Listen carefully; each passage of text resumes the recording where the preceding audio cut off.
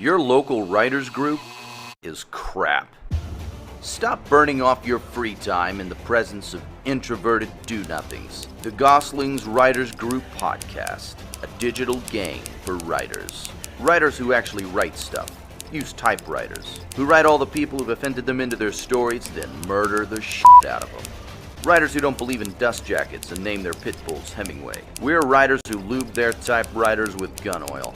Because we're straight shooters. We don't always act pretentious, but when we do, we wear f***ing ascots.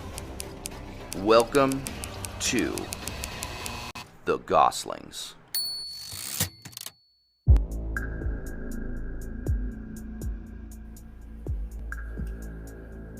Hello. What's up?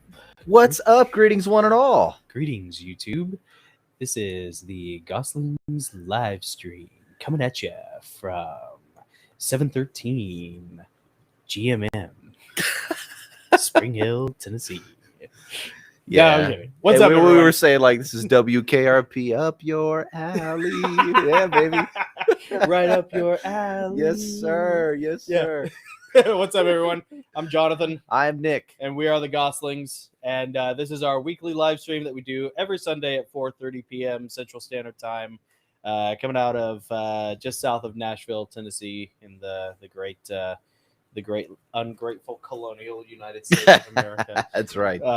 We got a new setup. We're really impressed with this. Nick pretty much did all the work for this. He got some microphones, and I got some stands, and he got some headphones. So hopefully the audio quality is really good, and we're gonna need it today. Yes, Because we're gonna need it today.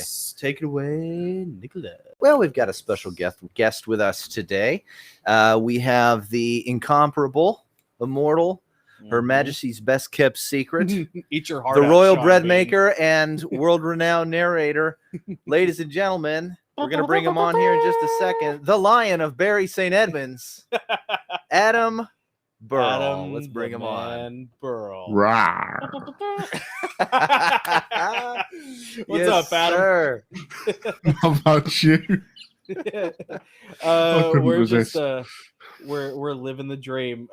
So you have to tell the story real quick about the coffee mug. hmm Yeah. So my lovely see it. little boy said, "I'll make you a coffee, Daddy, while you're on the stream." Oh, thank you, Philip.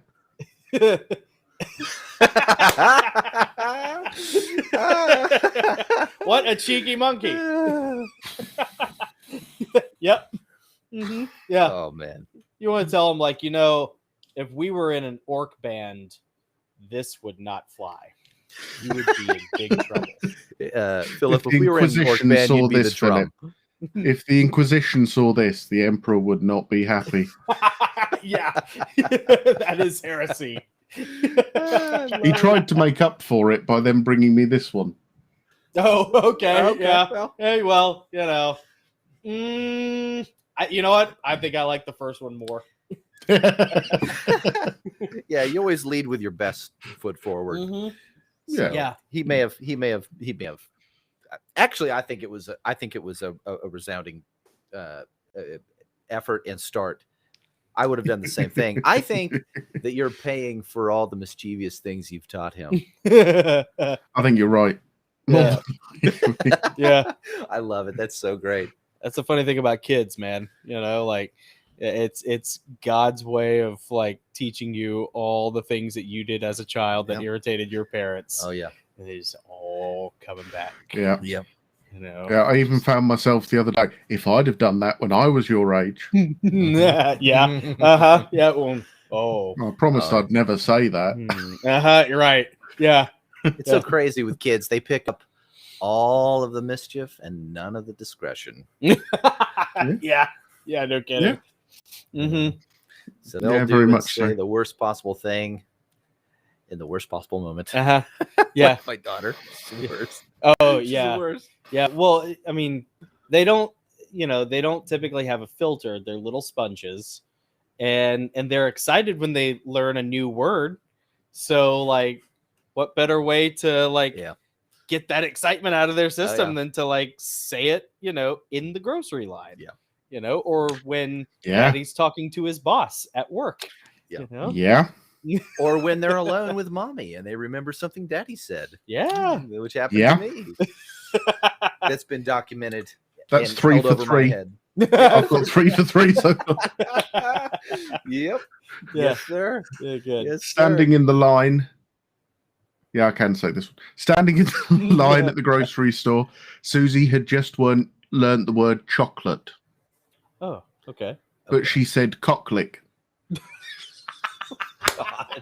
So we're standing in the line in the grocery shop. No. Daddy! What, Susie? Can I have some cocklick now, please? Yes, here's the chocolate. Chocolates. Yeah. Chocolate, Susie. The How old was she? chocolate. 4. 4. Yeah. That's right at that age where like you're not sure if they mean it or not. Like Yeah. Like maybe Yeah. they know what they're doing, maybe they don't. Oh, she knew. She knew. Yeah. Yeah. She knew. Yeah, sure. Here, they can have a Mr. Goodbar. Yeah. Yeah. Yeah. We'll give you this. We'll give you this Snickers bar. Get the hangry out of you. Oh my God. Well, for anyone who is uninitiated, Adam Burrell is in the UK, and he is our narrator. He's the narrator of all of the Heavenly Realms novels on Audible. Yep. And he's the narrator of most of Nick's Travelers League books. And he's amazing. We love him. He's been, Adam, you've been a fixture of the Goslings. You've been there for just about every live stream. I think this is probably a third interview.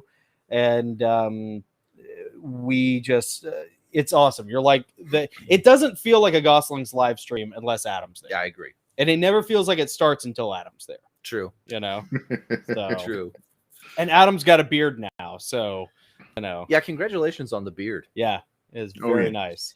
Now I have a question: is that being in the UK, is that a lockdown beard, or is it a midlife crisis beard? Is it a protest beard? There's all kinds of beards. It's just a beard. So I always used to have like a little goatee. Right. Always had a little goatee. And then I had my need to grow up, be serious, shave beard off. Oh yeah.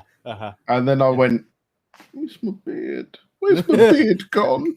So it's back now. Yeah. I like it. In my head, it's almost like that. Oh, and I'm gonna love it and hug it, and I'll call it George, and it will be my bestest friend. Oh yeah. Yeah. Are you gonna like really go ham and like start looking at all the different like beard oils that you can get, and all the different like lotions? Please don't do the beard oils. Yeah. No. I might wax the moustache there. Ooh, Oh, I yeah. fully approve of that. 100%. Get some fireman's wax. Yeah. Oh yeah. Or just do like Shmee and Hook and just pull some earwax out and who's Shmee? Shmee's me. Yeah. And I have to say, you do look. I actually think you look a little. If I may say so, you look a little younger.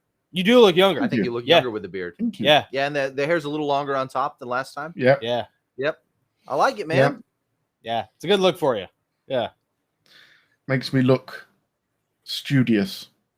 I think it makes you I think it accentuates your Sean Bean qualities. Ooh, maybe that's what it is. That's for you, Dean. The one thing I found myself doing my dad the other day and going, now look, Susie, don't keep misbehaving. And she went, you look just like Granddad. Oh no. Oh no.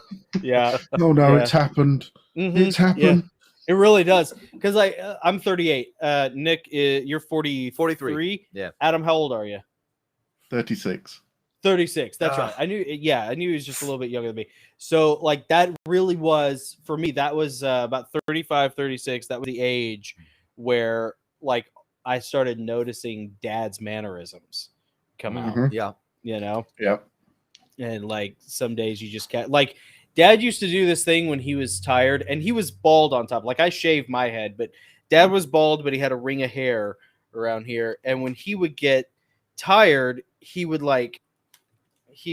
he would scratch and then he'd fling it like that, and then his hair would like splay up like this, Yeah. And he looked like a mad librarian. Yeah, kind of like that like wild Mozart looking thing, Yeah. And I caught myself doing that about 2 or 3 years ago. Just tired and like stressed, trying to write something, and and just the exact same moment, and that's what dawns on you. You're like, okay, yeah. For me, it was after Dad passed away about a couple years later. I was doing something with my son, and I laughed, and I heard my dad's laugh come out. I laughed just like my dad, and it spooked me. My hands went up over my mouth like, oh God. Yeah.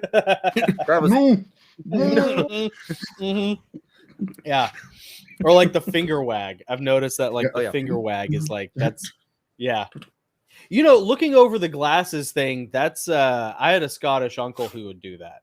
Yeah, all the time. They do that a lot in Scotland. I like that. That's right.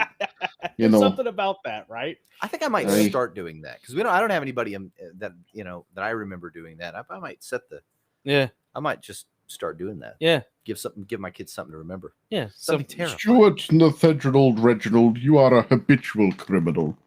I sentence you to the porridge mines. That's great.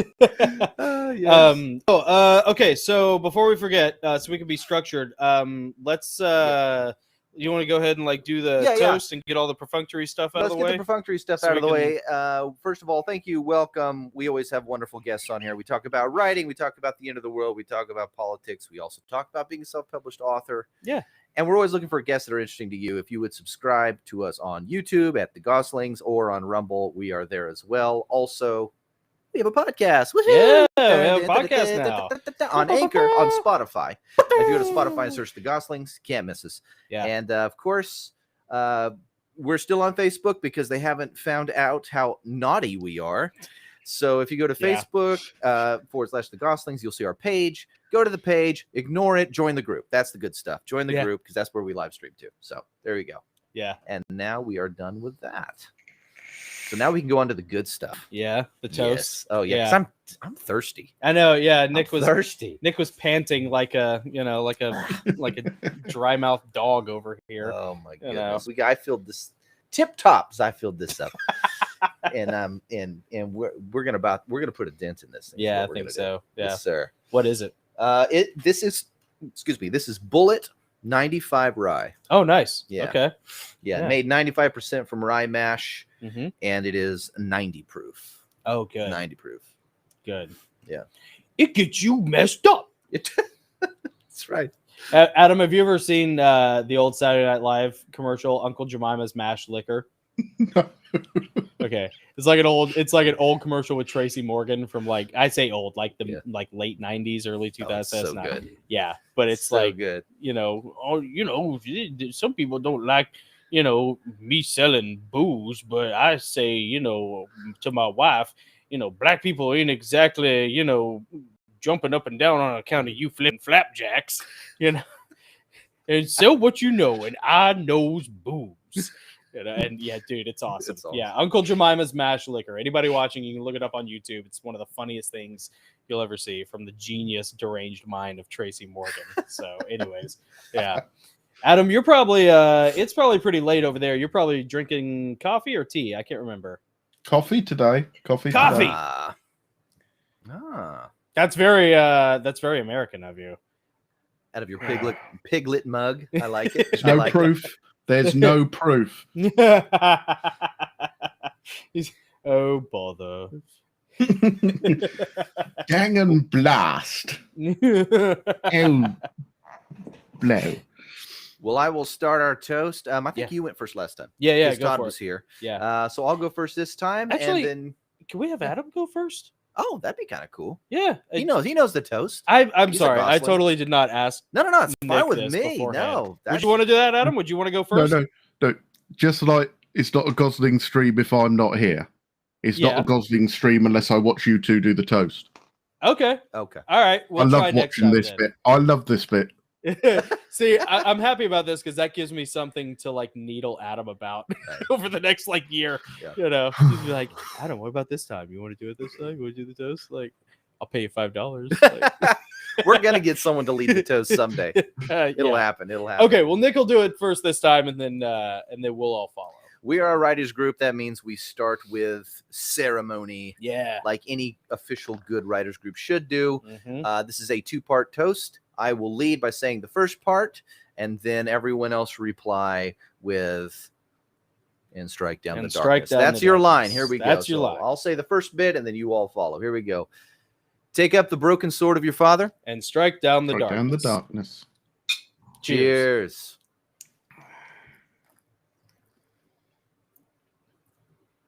Oh yeah, yeah. I can taste the party. Yeah. Ah, I can taste it because I dribbled it all over myself. I didn't dribble on myself this time. You should be proud. Yeah. Nick is the dribbler. It all You know? went in the hole. Hi-ho. Go down the hole. See, you two could both narrate my books and So just give Nick a little bit of booze, let him get just a little tipsy, and then I mean, at a certain point he won't be able to read anymore, but that's all right. I've just got to knock the dust out of the cracks. Loosen up, my cooks, and I'll be ready to go. Oh, stop it! I'm getting nauseous. Oh, I thought you were Yeah. getting horny. Okay. Yeah. Well, I mean, what's the difference? Well. All that blood's got to go somewhere. That's what your mother told me last night. Yeah, that's right. Yeah. All of a sudden, Adam's like, "Yeah, we're just gonna take this off speaker right now. Just divert the headphones." Yeah. So, Adam, what's been going on in your life, man? Oh, What have you been dear. up to? Working. Yeah. I've done a sample for Nate, Oh, cool. who was in the chat. Really? Awesome. I've started work on the first 2 Travelers League books, Mr. Oh. Nick. Oh, is he redoing? Yeah, he's going to. Yes, he's reading Timepiece and Black Fox. Timepiece and Brax's Escape, Nice. and he's going to put them on YouTube on his channel. Oh, that's So, awesome. Yep. Are you able to do music and stuff to him? Oh, dude, that is so. What you were doing with those? Adam has a YouTube channel. We post it in our link. You have to go watch it because, Adam, what you do with those videos of your own narration, where you layer music and sometimes sound effects into it, that's the kind of thing that studios and publishers used to pay people. Used to spend hundreds of thousands of dollars on back in the day for audio productions. Yeah. I mean, and it is everything you could possibly want. The music selection is great. The audio work is awesome. The narration is incredible. The sound effects are great. Like, dude, to do like a whole book like that. I mean, I don't really. It must take a lot more time for you to do, but it's so worth it. It's incredible. Yeah. Yeah. That's Yeah. exciting. Yeah, they're very well done, and I'm really excited about having Yeah. the entire with these 2 YouTube presentations. Yeah. These 2 books on YouTube. That'll be Adam having narrated the entire Travelers League series. Yeah. The That's entire cool. series. Yeah. Because I had the same guy do the first 2, Timepiece and Brax's. And he Escape. was okay. He was good. Yeah, he was okay, but he disappeared Adam's on me. better. He disappeared on me. Oh, I really? could never get him to do the other books, which was really frustrating. Trying to get a hold of him, and then Adam came along. Yeah. I was like, "We'll screw this other guy." Yeah. You know? He didn't want to be a Adam's part of way- the party. I Fine. wanted Adam's voice to do Yeah. this anyway. I mean, this is what I wanted Yeah. from the beginning. But I didn't know Adam when we started Nope. doing this, so this is Yeah. going to be really great. Yeah, it'll That's be great. It'll be great for both awesome. of us. Yeah. Very Yep. cool. Yeah. So and tell, then I've got 2 others in the works. Do you really? Mm. Cool. All right. dang, I've got 16 published works now. Oh, So- dude. That's awesome. fantastic. How many did you have before you did Empyrean Falling? 2? That's right. That's what I thought. I thought it was like 1 or 2. Yeah. Man, I'm so glad you stuck with it, dude. Oh, I love your books. Yeah. They're Wow. awesome. Oh, thank you. I mean, they're not, but check's in the mail. So Adam makes them good. Like Adam's Adam's Scottish accent that he gives to Althaziel has like changed how I write that character. It even kind of happens a little bit with Melfax. Now that like I see Melfax more as like Brian Blessed, you know, it actually does, like, it makes a difference in how the character gets written. So it's really cool, man. Yeah, you bring a lot. That's the kind of thing that people don't think about. What are some of the things that you as a narrator bring to the table that people don't often think about? So I suppose the way I quite often think about it is if you think of a really, really good black and white sketch. Yeah. So you've got the depth, you've got everything else, haven't you? Yeah. And that quite often, I'm not trying to big myself up or put down authors or anything, but if you imagine that sketch going from a really awesome black and white sketch to a color sketch, because you bring the intonation, you can bring the emotion, you can change the way you might think about a character, as you said with Althaziel. And you can almost develop with tone of voice what is there in the book, but it can emphasize it. It really does make a difference in that, like, it is like having a really good producer or director for your movie.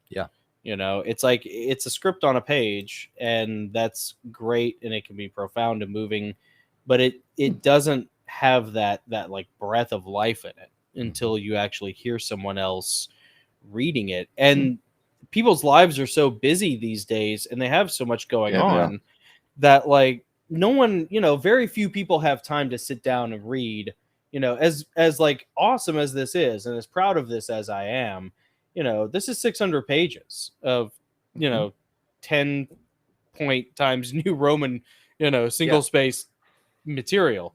You know, like, most people, with the exception of our awesome friend Tiki Jim, don't have, you know, they don't have the discipline or the time or the opportunity to sit down and read. So, like, that's where audiobooks really do flourish. And having a narrator is just having a narrator who gets the text. You know, who gets the story, they understand the characters. I mean, it's got to be easier for you, I imagine, because Adam, you seem a lot like us in that you're pretty passionate about what you do, and it's not just like it's not a paycheck. You know, you can just do the job, you know, because you want to create more of a footprint, you know, you want to build your client base, but you really seem to gravitate more towards the things that you really enjoy reading, and I think it's got to inform your process, right? Yeah, absolutely. So when I'm looking for those next opportunities, I won't look at non-fiction books. Because sitting there telling someone how to trade stocks and shares, right? And then you wait for it to go up by 3%, and then you click sell. No. Hey, I've read that book. I like fantasy and epics. Have always been my thing. Thrillers, mystery, horror. They're all the things, and they're the things I resonate with easier. Especially horror that's based on demonic. Because upbringing, church, you know, it all helps me build into where I'm going with something. It's like when I get a text, so I'll spend a week reading it first. So for example, Empyrean Falling, I had 78 pages of notes. Did you really? Yes. Wow. I had 78 pages of notes so I started off with your pronunciation guide. As a basis, and then added bits. So as I was reading it, and like Althaziel, I then wrote under him Scottish accent. So that as I was then reading through, if I reach them and go, what? Oh, yeah. Yeah. So yes. That makes sense. I always kind of envisioned like just like a board around the computer just like filled with post-it notes, because that's how I would do it, because I'm so like scatterbrained and sloppy, of just like Althazio, Scottish accent, like, Ulrich Savad, like, what, like a northern accent kind of, that's right. Ulrich Savad, there we are. Don't you go telling me that I'm not holy. That's awesome. I was actually writing I'm adding some chapters to the 6th book. And that one of the chapters was like an Ulrich chapter that I was adding last night, and that again had Adam's voice in my head, and it makes a difference in your word choice, like when you're writing like Althazio with a Scottish accent, you'll pick and choose certain words that will sound better with that accent, because not everything sounds good coming out of certain accents. True. Same with like the Russian accent that he gives Nuriel. It Yes, really this does. Is the right. Yeah. Yes. Did you ever take any classes or watch any videos or read any books on how to do accents, or did you just naturally gravitate towards it? So me and my dad used to, when we were driving in the car, we'd just have silly moments. It would just be daft, absolutely daft. And he'd go, "You can't say that." "Yes, I can, Dad. Don't you try and tell me I can't, because I can." That's right. So that's so cool, man. That's one of the things we really like about Adam, is like the amazing relationship that you seem to have had and still have with your father. And how much of it seems to have informed, your professional life. You mentioned the demonic horror aspect. Your father's an Anglican priest. Yes. And so I'm sure, man, like this, does he have any stories? Oh yes, stories about that sort of thing? No kidding. He used to be on the diocesan exorcism team. No kidding. Oh, he was part of the squad. Oh yeah. Yeah. Oh yes. Okay. He went in there with his vacuum cleaner. His super soaker, holy water super soaker. Yeah. So this one wasn't demonic, but it was peculiar in a different way.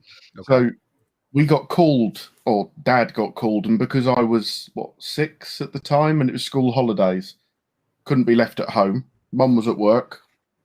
So there's little old me sitting in the car, and Dad went, "You just need to be quiet. I've got to work." Okay, Dad. Because if it was to do with the church, it was very serious business. Right, yeah.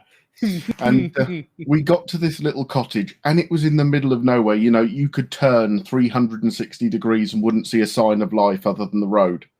Yeah. And we walked in and said hello to these children playing in the garden and everything else.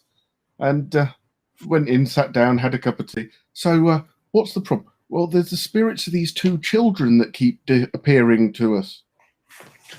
Mm-hmm. And they didn't have kids. Oh gosh. I'm out. Bye. Night. No way. And you're 6 years old. They didn't have children. I was 6 years old, and I just sat there going, "Ooh." Oh, were you able to like comprehend and absorb what? Not at the time. Okay. Not at the time. Afterwards, I did, and Dad went, "You all right?" "Yeah." "What did you do to those children?" "Nothing. I helped them go to where they needed to." Yeah. Which is hell. They were very naughty children. You've been a naughty He's a boy. bad boy. He's not the Messiah. He's a very naughty boy. So this is why we love Adam, because Adam is into all of the things that we're into. So when Adam quotes Monty Python, Yep. it's not just the Holy Grail that everybody knows. It's Life of Brian, baby. Yeah, it's the good. I mean, with an Anglican priest for a father, you had to have just like. Oh, yeah. Did your dad Yeah. ever watch? Did he like that movie? I mean, secretly. Did he really? Oh yeah, he No loved kidding. it. He loved it. He actually, when I got to, how old was I? 14. He said, "There's something you've got to watch." And you suddenly panic, don't you? It's like, I'm not ready for that talk from my dad. Not ready. Yeah. Not ready. What do you want to show me, Dad? Like, can you just And give he- me a book or something? And Like, he started off with Holy Grail, yeah. and we watched Holy Grail. Your father smells like elderberries. Now go away, you silly English kniggets. Kniggets. Or I will fart in your general direction. I will wave my genitals at you. There's some lovely filth over here. You must build us another shrubbery. With a little path down the middle. A path. With a little pop. So he started you out on Holy Grail. Yeah, and he said, "What did you think of that?" And I had to be picked off the floor because I'd liked it that much. I was just on the floor. And he went, "Right, we're ready." Puts Life of Brian on. This is like your bar mitzvah as an Englishman. Yeah. It was like, you are now a man. Watch Life of now Brian. you're a man. Yes. That's so awesome. You know, we're trying to. Christian is 12. He just turned 12 years old, and I desperately want him to watch the Lord of the Rings movies, but because we're homeschool nerds, we have insisted that he has to read at least the first book. It's fair. And he is. It's like, right? Yeah. Dad, I'm only on chapter 2 of part 1. It's been like 2 weeks. Yeah. Like, you got to buckle down and do it because you don't know what you're missing. Yeah. Like, That seriously. book is amazing. Oh, it's an amazing book. The movies are great. Yeah. And Yeah. the book is awesome. But he needs to, there are so many things once he gets through that I'll know if he's ready to watch. Oh, yeah. That You is know? a pretty good primer. It is. That's a good point. You know, Because it's got some horror elements in it, Yeah, you know, sure. because Peter Jackson, you know. very Yeah. intense. Yeah. Lots of, some scary stuff like the Nazgul are super creepy. Yeah. You know, and of course the orc, the Shelob. orc faces. Yeah. Oh yeah, Shelob. That's in towards the end of the Two Towers. Yeah. Yep. Susie. Susie was watching it with me. Yeah. And Shelob turned up and she went, "No, I'm out." And then just left the room. Like mean- Nick with the exorcism. I mean, dude, yeah. I mean, it's so funny because this is where Stephen King is actually like a genius. Like, Yeah. there's so much scary crap out there. Yeah. Yeah. You know, the ephemeral, the Yeah. spirits, the demons, the talking skeletons with glowing eyes, the Mhm. magic, all that satanic, creepy, witchcrafty Yeah. stuff. But you throw a giant spider in the movie, and it's like, Yeah. oh, Yeah. hell no, I'm Yeah. out. I'm out. Yep. And Stephen King, it. You Yeah. go through the whole movie, you get to the end, it's just like Giant spider. it's just a giant spider. But even still, I was like, yeah, no, I'm gone. I don't Yeah. like this. I don't like this. I was Nope. okay with the clown. Yeah. Yeah. The clown is not as terrifying as the as the spider. Would you like a red balloon? What if it was a giant spider clown? Ugh. Yeah. Yeah. Like Ah. a clown face on a spider body. Oh god. And it just Oh, now my skin's itching. I got itchy and skin. it's got like balloons that would come out and they could float like a Or it's dirigible. what do you call it? It's thorax, whatever the bulbous webby part is. Mhm. Is just a giant red balloon. Ooh. Ooh. it Yeah, spits out. Hey, I'm with her, man. You drop a spider in there, Mhm. Yeah. it's over. Yeah. She did. She just literally jumped up and went, "No, I'm out. I'm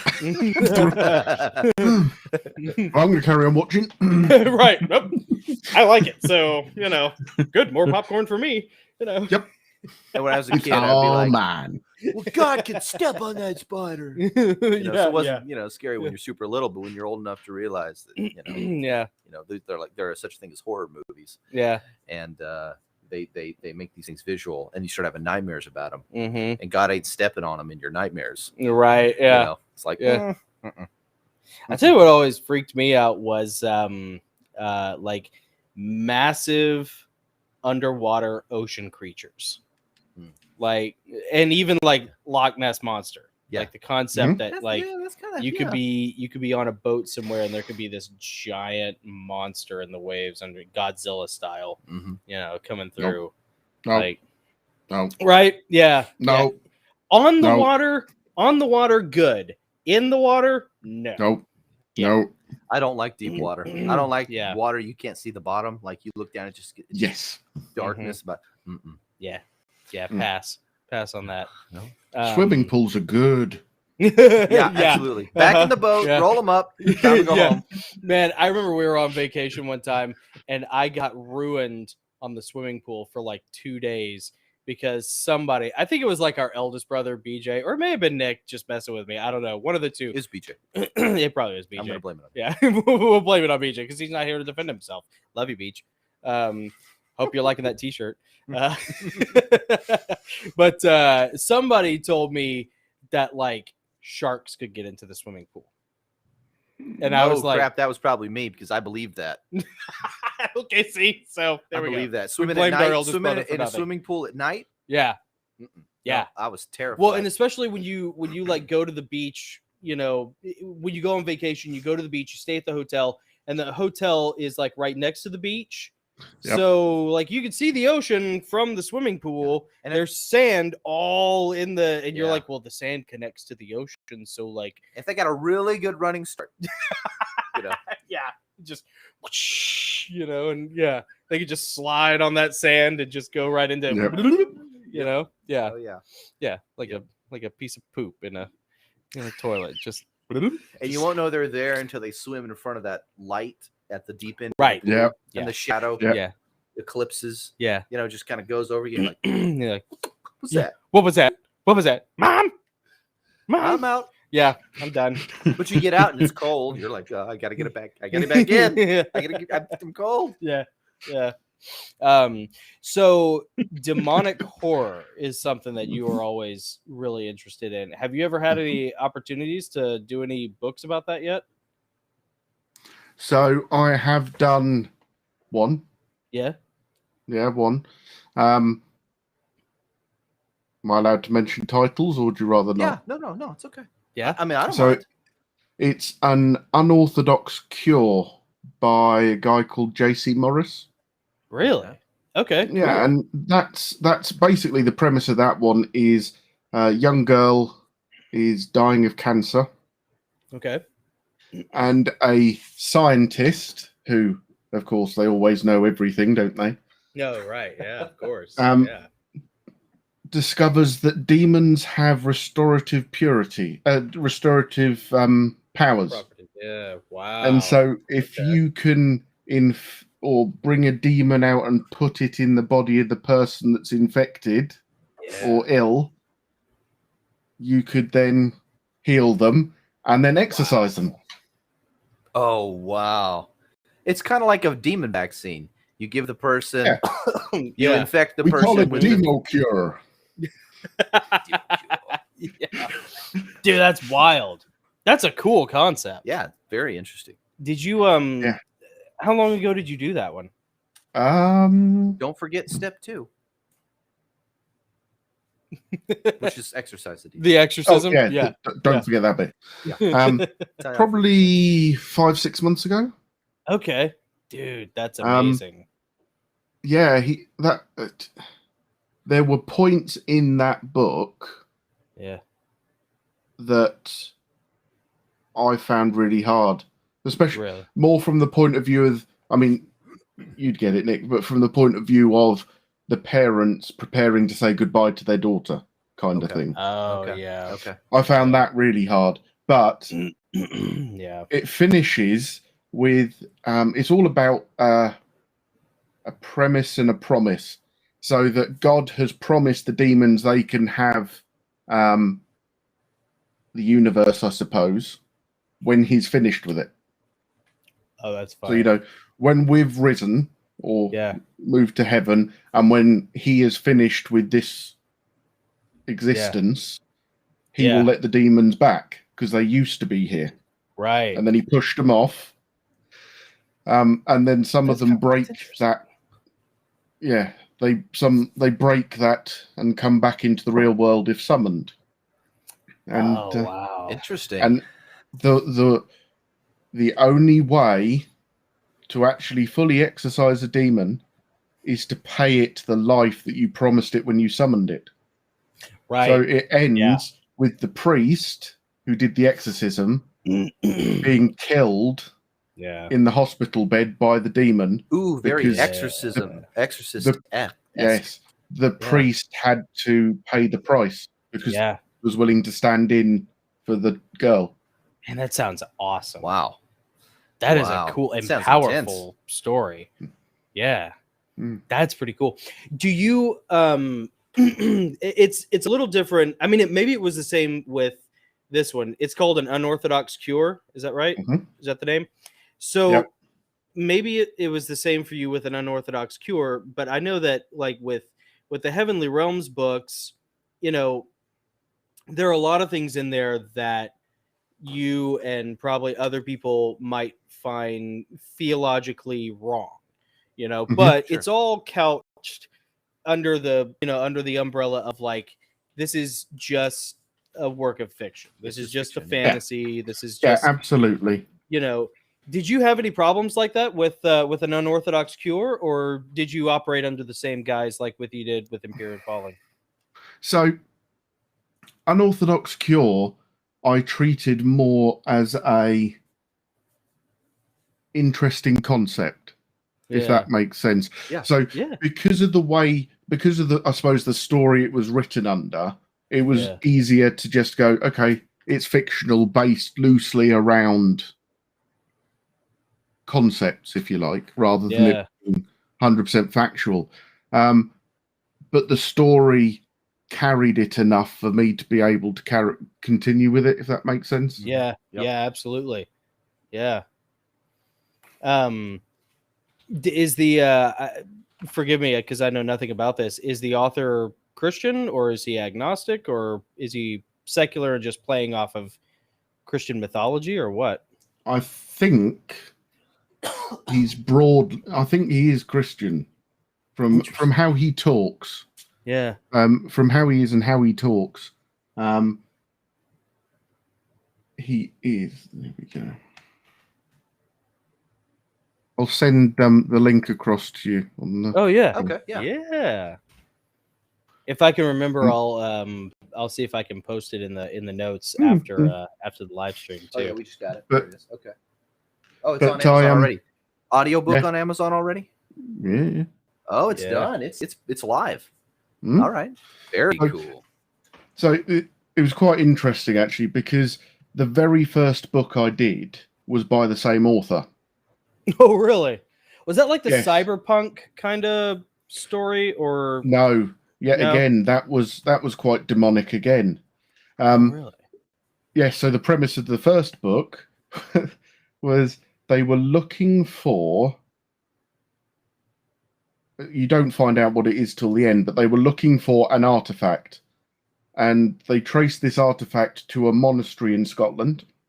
Oh, okay, cool. And it was done under the radar, so completely under the radar. They didn't get permission to go and dig at the monastery or anything else.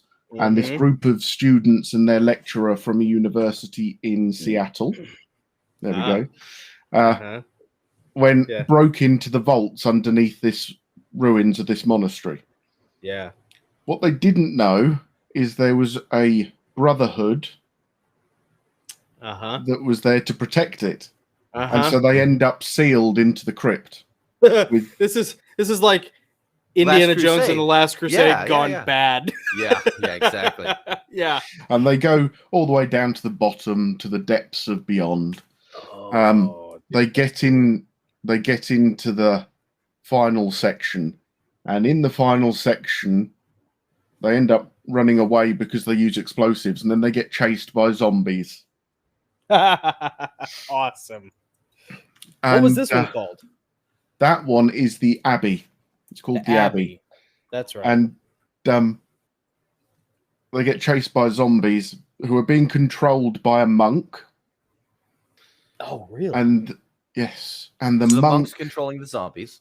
yes. Does he have like an item or an artifact or Or- a relic Wow. that he uses? talisman? Yeah. Ah. Oh, yeah. He has the Grail. Yeah, that's that'll do right, it. baby. That'll do her. Yeah, some Templar monks coming at you. Oh man. Uh-huh. But We then, should ask then it Gary Wayne takes a about that. twist. Oh, yeah. Then it takes a twist Really? Beyond So- that. beyond that. So Interesting. he swallowed the Grail to get his immortality, and Oh, yeah. then he made the men drink his blood from the Grail, which then meant he controlled them. Right. Yeah. Yeah, But dude. the Grail was actually the tip of the finger of death. Really? Like the angel. Like, Yes. ah. Oh, that's interesting. Very And the interesting. earth brought death into existence to control and heal itself, Yeah. Yeah. or Mother Earth. There was Yeah. the Father of the universe, and there was Mother Earth. Right. And Yeah. Mother Earth brought forth death to control that which was damaging the earth, Yeah. Interesting. and death didn't want to keep killing, Really? and so death bit off her finger to try and prove that there was more to her than just this shell. Looked inside, and it was completely black and dark and empty. And she threw herself into a volcano and got swallowed by the earth, because she then filled up with lava, and the earth took her back. Wow. Interesting. And all that's left is the finger, which is Yeah. Yeah. Interesting. Man, that is cool. and that's That why is wild, too. they're dark, sort of demonic, sort of. Yeah.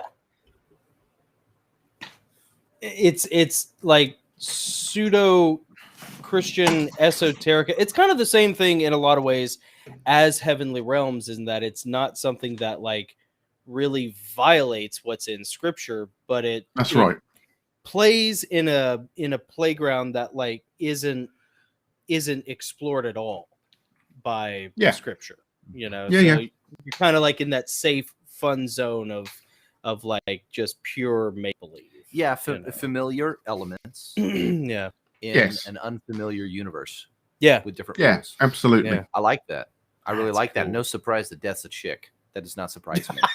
Yeah. You're gonna personify Yeah. death. If you're gonna personify one being that has ultimate power over all life, Made in the image of the Lord. it ain't gonna be, Brody from California. No. It's No. gonna be a soccer mom from Illinois. Yeah. You know, Lilith. You know. it's gonna be Lily, Yeah. Lilith. Yeah. The succubus. You know. who names her kids all unisex names. Yeah. Oh. Yeah. Yeah. Yeah. Hmm. Yeah, because I'm pretty sure anytime I ever wanted to like throw myself off a bridge, it wasn't like mom and dad dying, it wasn't like losing a job, it wasn't, whatever. Always a chick. Always a girl. Always. Yeah, That yeah. makes Yeah. perfect sense. Yeah. It's always a girl. Always. That sounds very interesting. That Unless is you're a cool. girl, and then it's always a boy. Oh yeah, yeah, of course. Then it's all right. Yeah. Yeah. Because I kind of want to get back to. I think this is really interesting. We've talked about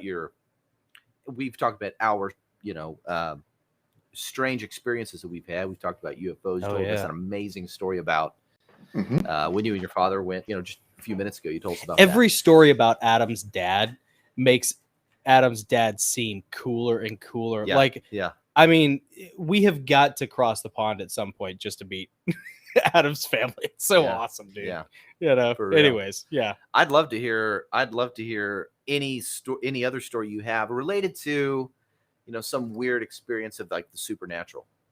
Yeah. Have you ever had anything like that happen to you, Adam, Mhm. that you can talk about? Yeah. Yeah. mhm. He lives in England.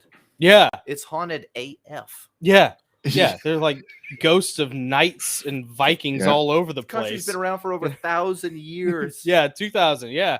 And then Yeah. like the Romans before that. So yeah, there's got to be. Yeah. Surely. Yeah. Yeah, Mhm. okay. I'll shut up. I You got- gotta talk. You I gotta got 2 for you. Do you really? Yes. No, Yeah. 3.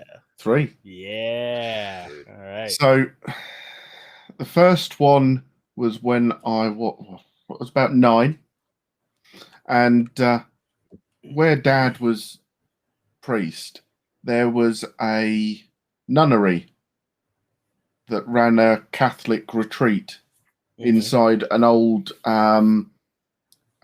old Tudor manor house, and this Ooh. building is Yeah.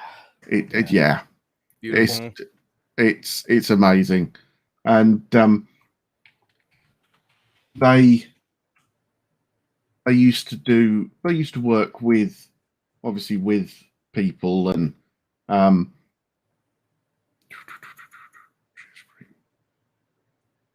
Are you looking for the manor house? You sending us a picture? there you go. I'm sharing it for you. Oh, nice. Here, let me pull it up here. There's a screen. Yeah. Let's see.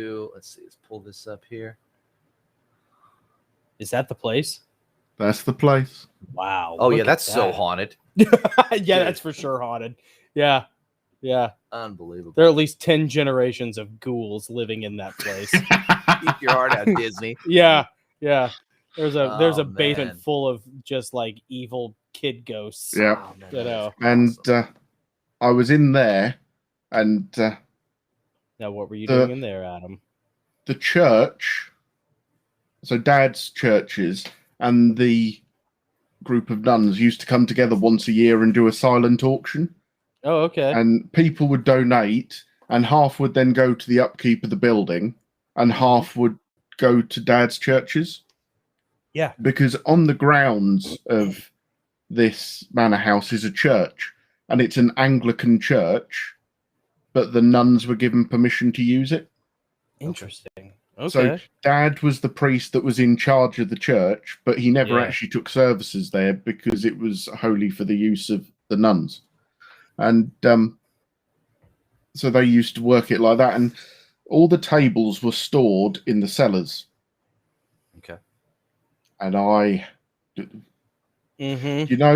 in the horror films, you get the pictures of those just single bulbs Mm-hmm. Yeah. with the little bit of, with the little pull next to it, and they just string. flicker, and Uh-huh. flicker. Oh, God. Just imagine 300 feet of that stretching in front of you.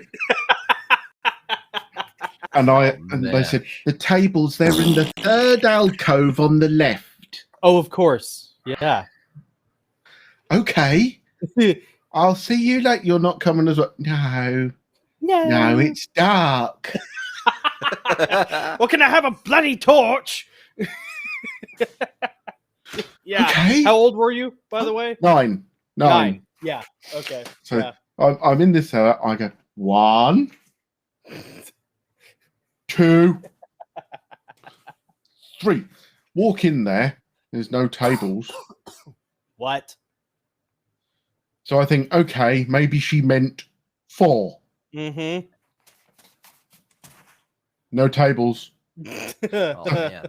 I get to 7, Uh-huh. and it's like there's still no tables. I'm going back now. Yeah. And then you just heard the black. Oh, No. no. What, the lights went out? Oh, yeah. Yes. Oh, my And gosh. Were they playing a Yes, trick yeah. on you? No. No? Okay. Oh, it had wiring from 1920, Oh, and they had to reset the breakers. With you And- down there. And when the breakers needed resetting, a Uh-huh. fuse had often gone, as is normal. Sure. Yeah. Fuses in that house meant you had 2 terminals that you wrapped a wire round. Oh, boy. Yeah. So it wasn't like changing a double A. No. No. And so I'm stood in this darkness going, oh. Mm-hmm. Oh, man. Mm-hmm. And then I'm stood there, and then I hear a creak, and I see a light come, and it comes down the stairs. And I'm stood there going, hello? And then out of nowhere, almost like a whisper on a wind, was just a leave from behind me. And he was like, bye. Oh gosh, dang And it. Dad was making his way through the darkness because it was in the evening. So he was trying to fight his way through all the corridors in this twisty mansion to get to me. And he said, oh, you did all right. And I said, well, where's the light? What light? It's dark up here. And I'd seen a light show me where the stairs were, but there wasn't any lights on. Whoa. Wow. Dude. I didn't like that. I never went in that cellar again. Yeah. Ever. Yeah. Be like, Dad, you can ground me. I don't care. I'm not going to get the tables. Oh man. Never again. Not happening. Yeah. No. Yeah. Oh dang. So when we come to England, we're all going to take a trip to this place, and we're all going to go down in the cellar. Oh, gosh. I don't know if we could drag Adam back down there. Yeah, I don't think so. I think the lion might show his talons then if we did. You know? Yeah. So so did you hear a voice tell you to leave? Yep. Yeah. Oh gosh. So which one? Compliance. I'm gone. Yeah, like Roadrunner. Just Yeah. meet. Yep. Yep. Which one stuck with you or resonated with you more? Was it the voice telling you to leave, or was it the light at the top of the stairs that has no explicable origin? The light at the top of the stairs felt like it was calling me. Really? Wow. Right. Whereas the voice that I heard felt like it was telling me. Yeah. Wow. So I think Dude, when I think back on it, I think there was two. Yeah. And Yeah. one was trying to help, Yeah. and one just didn't want anyone there. That's so Interesting. wild. No wonder you Interesting. jumped on the Heavenly Realms books. Yeah. Oh, yeah. Yeah. Dude, you lived it. There's a fallen or a demon down there just being like, get out, and there's some So one guardian gives you angel. So one gives you a choice. Yeah. The other gives you a mandate. Yeah. Mm-hmm. Interesting. Light and dark. That sounds about right. Connect the dots, folks. Yeah. That's all I'm saying. Mm-hmm. Yeah. So what was the second story? Man, that was good. Second story was I was in Bury St. Edmunds. Oh, no, I'm going to have to find it again now. We'll throw it up on the screen whenever you find it. Yep.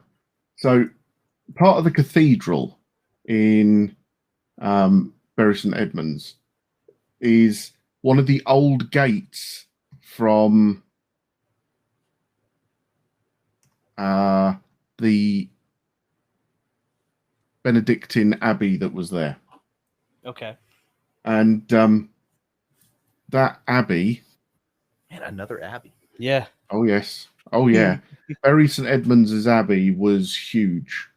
It was one of the biggest in Europe. Wow. Okay. And one of the surviving towers, there you go, is now the bell tower for the cathedral. So the cathedral's bell tower is this building here. Mm-hmm. Okay. Yeah. Wow. Now, as you can see, there's nice little lattice works over all of these. Right. Yeah. The reason for that? Well, no, it's they're to protect the bells from the pigeons. Okay, that makes sense. Oh, that's funny. Okay. Yeah. Sure. But Yeah. so I was standing just about here. See, I could use my mouse as a pointer. This is exciting. I was standing just here with my then girlfriend, How old were you? 18, 19.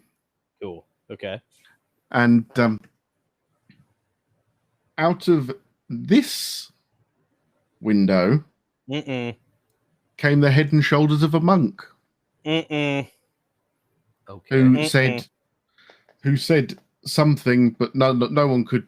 He looked like he was talking, but you couldn't actually hear Oh, yeah. anything that was said.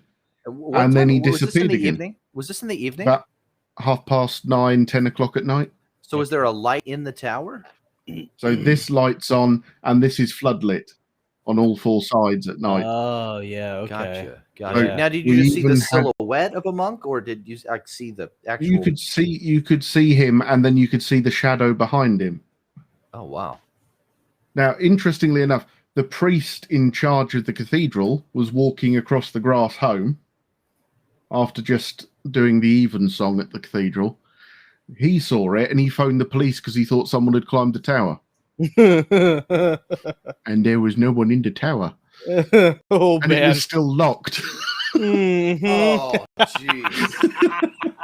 Man, this is so awesome Dude. because Nick is not going to sleep at all Oh. tonight. He's just gonna have No, I asked diarrhea for it. for 3 days straight. It's just gonna be. I'm gonna go sleep at Mimi's. Yeah, he's gonna go sleep at his mother-in-law's. Yeah.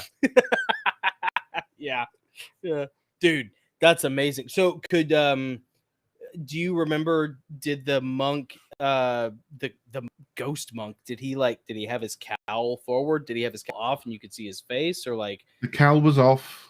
really? You could see the light shining off Tonsured head, Yeah.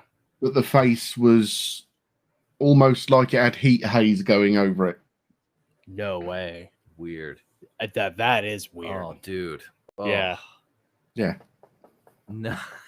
Man, you know, I love America, but I gotta say, like, the more I talk to Adam, the more I'm like, I could live in England. it's just so it gets cooler and cooler. It does get cooler. You Do you know? know? Were there any did any stories of a monk from that? From Yeah, did He's you ever been look it up? seen. He's been seen.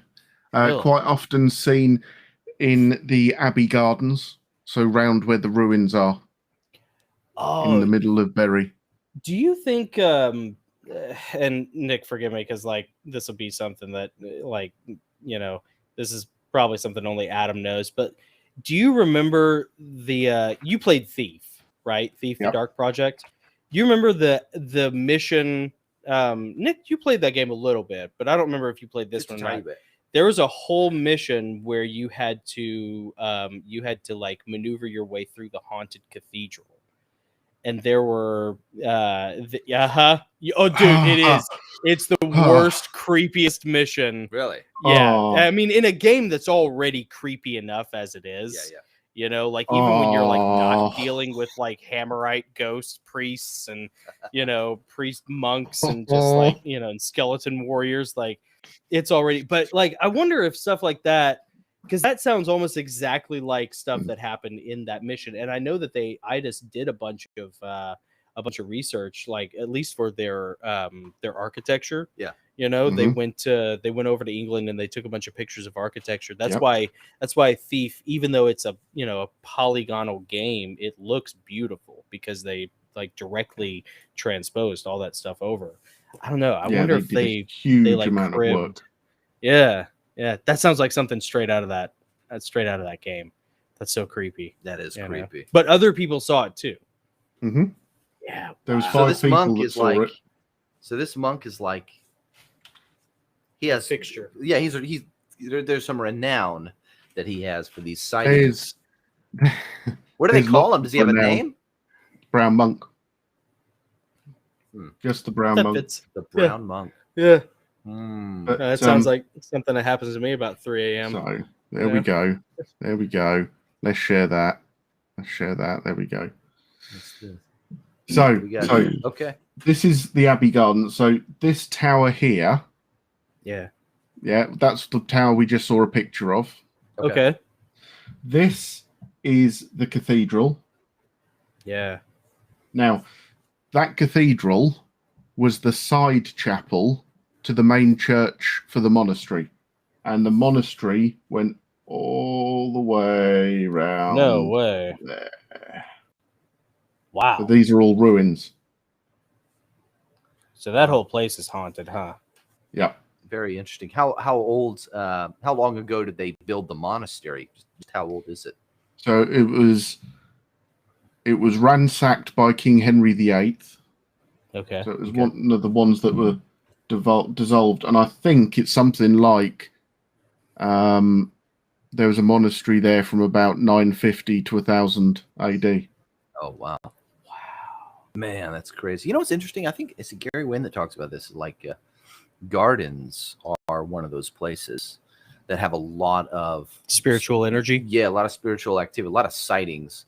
It makes sense, 'cause- Spirits and entities are drawn towards gardens, among other specific places: old houses, Yeah. mountaintops, caves, and gardens. Dude, our cousin Andy just told me a story last night when I talked to him about like a haunted mountain that our dad's uncle or whatever, I don't even remember, somebody in our family, there was like basically a Confederate cavalryman ghost. Ooh. That, like, when the moon was bright and the mist was up, he would like ride through it. Oh wow. But gardens, there's got to be something to that. There's something to that. Yeah. Right. Do you think that's like maybe some sort of because we started out in the Garden of Eden, that there's some sort of correlation? Well, the serpent did remove us from the garden, didn't he? Yeah, that's a good point. Yeah, but just another one for you. And Scripture doesn't say anything about the serpent being removed from the garden. Yeah, that's true. Yeah, It doesn't.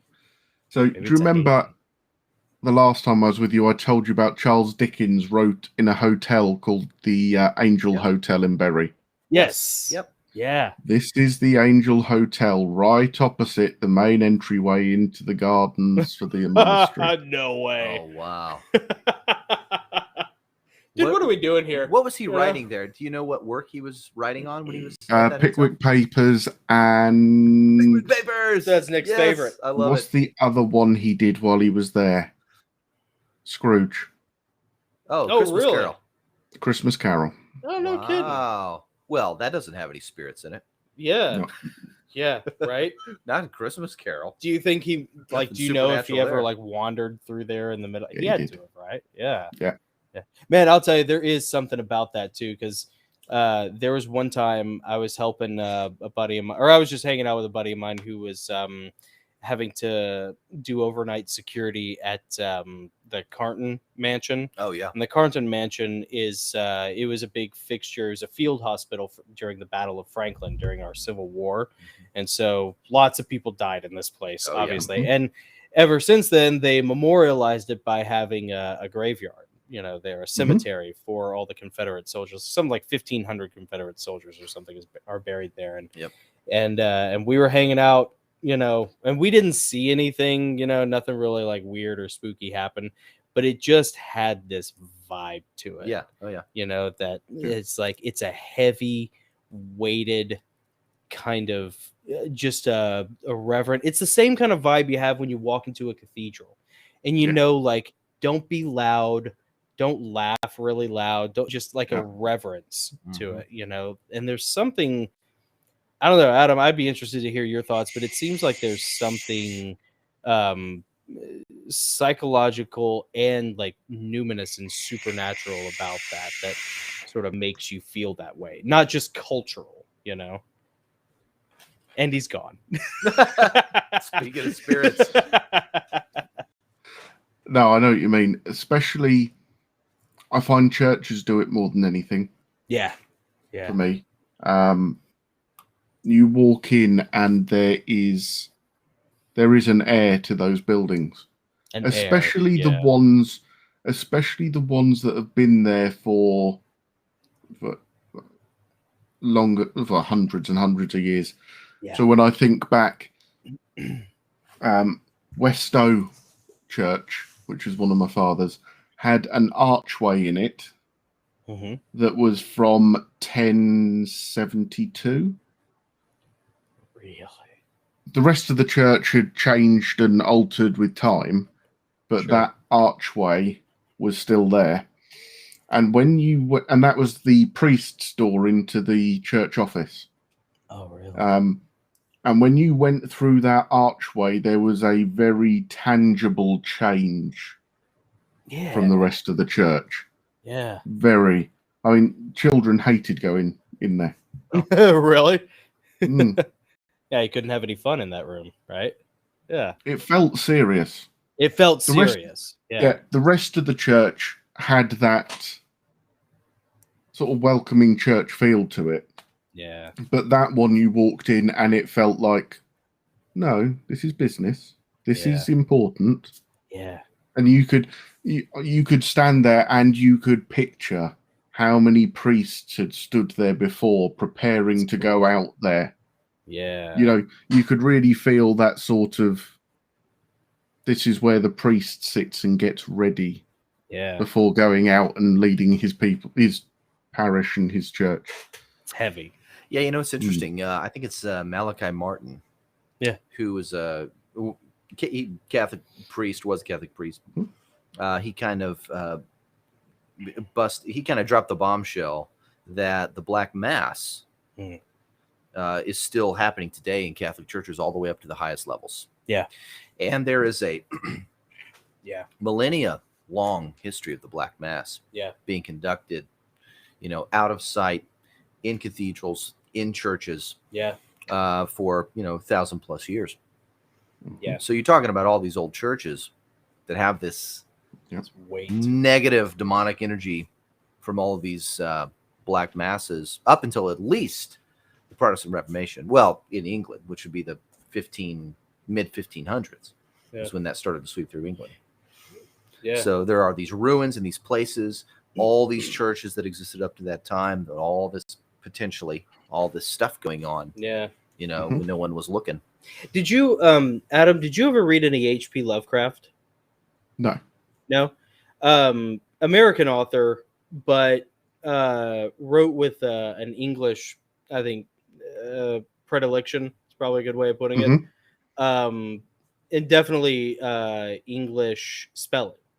But he had a great story about that called "The Rats in the Walls," which was about this guy who inherited this place called the Priory of something. Anyways, it was in England, and he goes and he inherits it. And long story short, he finds out that there was an old temple underneath the castle or the manor.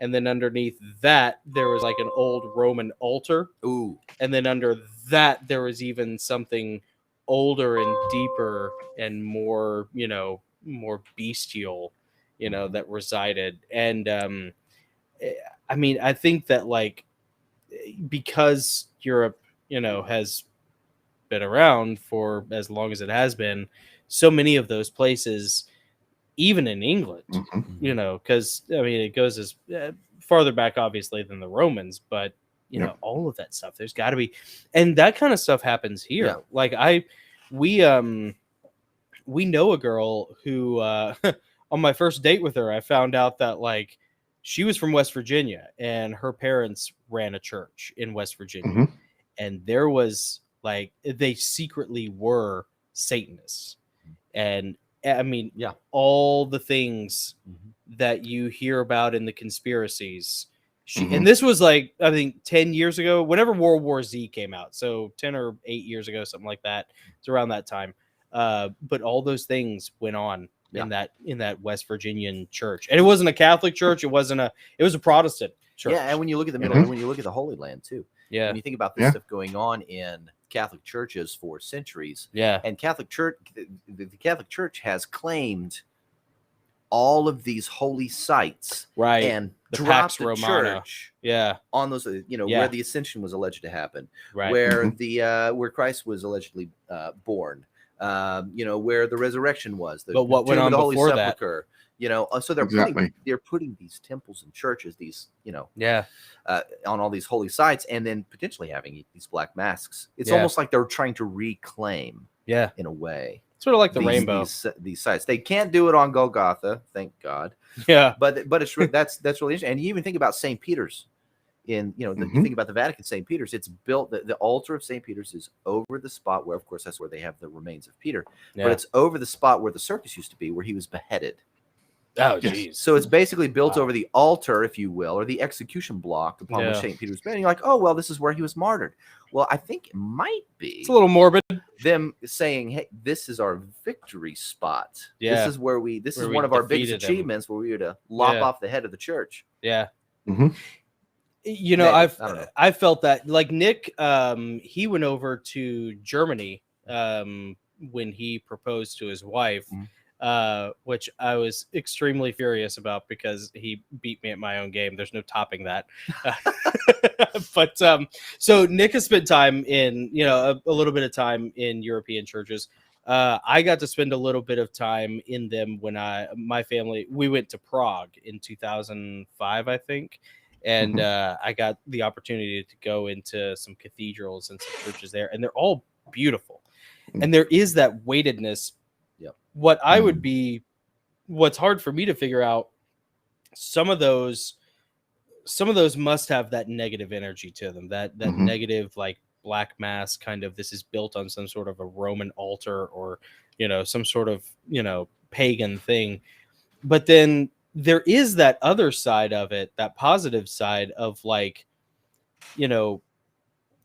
that holiest of holies kind of aspect of, like, when you walk into a certain room, you're like, like you say, Adam, this is where the priests, prepared their sermons for centuries, going back to, the 11th century, or 10th century AD.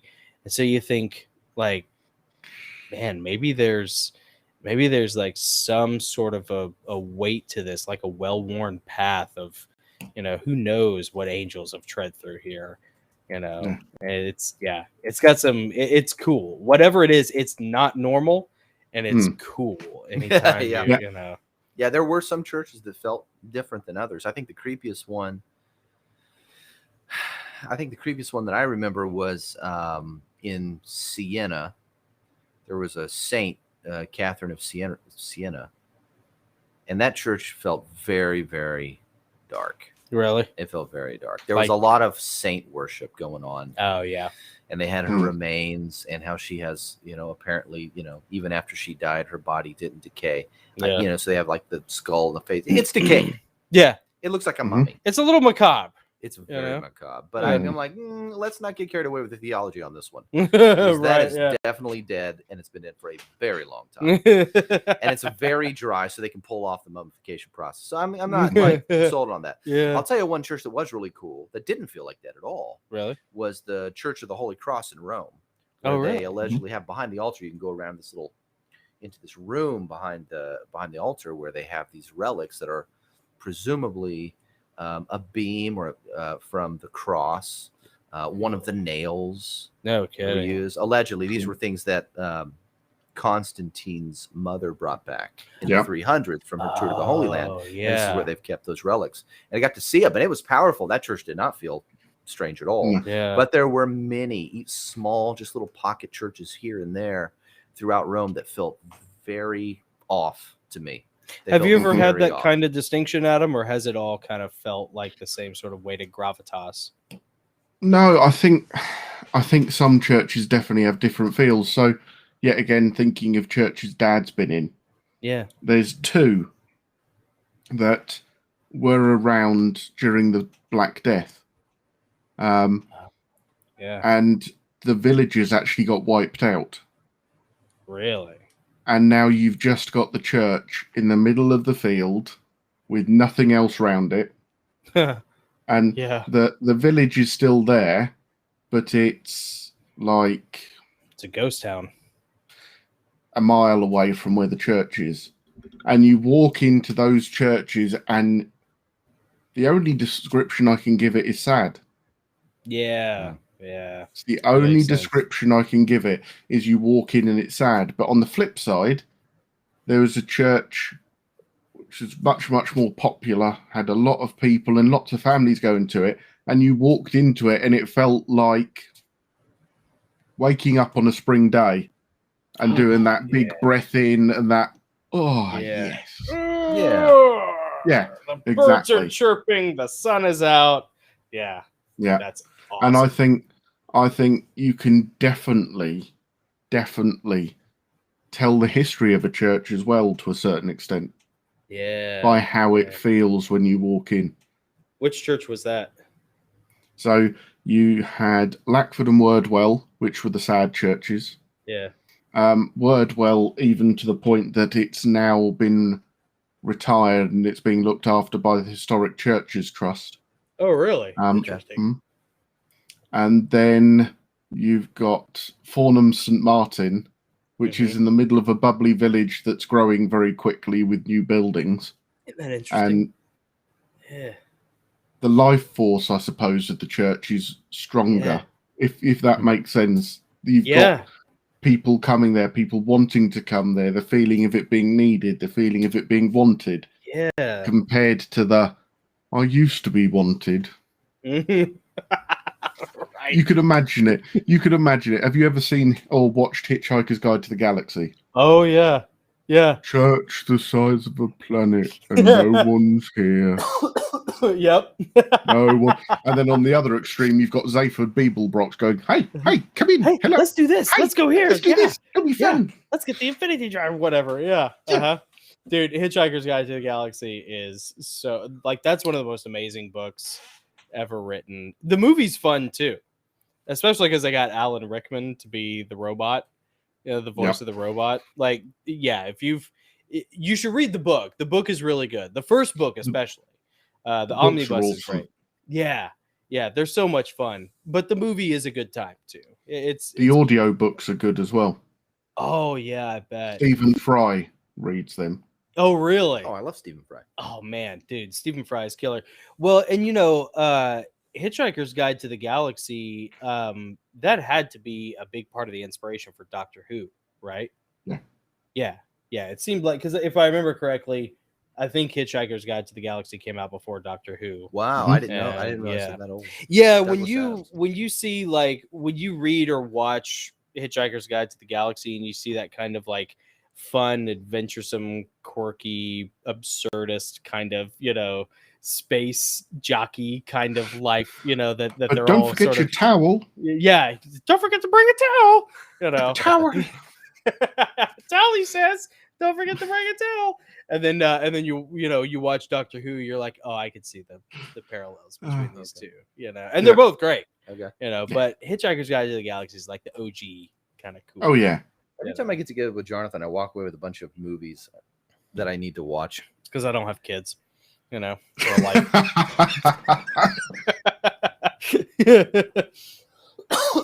There's no one to yell at me. I just get silently judged by my brother, and the dog. So yeah. It's the cat that judges me. Oh yeah. The cat judges all, Adam. Yeah. You haven't fed me yet. Mm-hmm. Yeah. Does your cat have grumpy face? Here. Oh yeah. I love a good grumpy face cat. Yeah. Mm-hmm. What's your cat's name? Do you want my name or the official name Susie gave her? Yep. Yes. My name for her is Kitty. Okay. Susie's name was Hello Kitty, Rapunzel, Anna, Mrs. Hunter, Rupert. Rupert. I love it. Yeah. I love her. Susie. And she used to stand on the back porch and call that when she wanted her to come in. Oh, that's awesome. And it's just like, oh. So go through them again. Yeah. Go through them again. Uh-oh. Oh, hold on one second, Adam. I think we lost you there. Oh. You did. I don't know what happened there. All right, go through those names again. Hello Kitty. Hello Kitty. Cinderella. Anna. Rapunzel. Mrs. Hunter. Rupert. Yeah. Rupert. I like Rupert. Rupert sounds like a cat's name. I'm going to go Kitty. You're going to go with Kitty? Yeah. Yeah? That's what I go for. Yeah. And it's what Susie goes for now. Strangely enough. Now she's 8 years older. She has the feeling that, no, it's not funny. That's not a good name. No, Daddy, I don't want to call it. Daddy, don't tell people I called her. I just done it live on internet, Susie. Immortalized forever on the internet. And it's on podcast now as well, Susie. It's podcast as well. Well, Eva May, my daughter, she's 9, and up until about 2 or 3 years ago, when she was little, whatever plush she had, she would name it whatever it was, whatever the thing was. That's what it was. Spend 20 minutes Googling, going through lists of cute names. And it's, I think I'm going to call her Bear. Yeah, dog. Great. Cool. Yeah, this is Cat. Yeah. What are you gonna call this one? I'm gonna call that one horse. Yeah. Really? Yeah. You know what though? That'll serve her better in life, that sort of prioritization, than like growing up, you know, in the late 80s and like knowing who Bib Fortuna and Salacious Crumb are. Yeah. You know? You should call this one, you know, Yeah. this should be like Bellator. Spotty or you know, Right. Scotty or Spotty. She's like, Yeah. Oh wait, I know. We'll call him Dog. Dog. Dog is a Like, great name. Great. It's like, you know what, kid? You're All going right. to have a lot of friends. Yeah. Everybody's Yeah. going to love you. You're gonna Just be keep fun. it simple. Yeah, Yep. just keep it simple. And Yeah. just, you know, yeah. She's a party everywhere she goes. It's hilarious. She is. Yeah. She is. She just transitioned from calling me daddy to dad. Oh, boy. She asked if she could do that. Yeah. It's like, ugh. Have you hit that phase yet, Adam? Yeah. Yeah. It seems like a mournful phase. you I'm know? like, if you want to feel older, Yeah.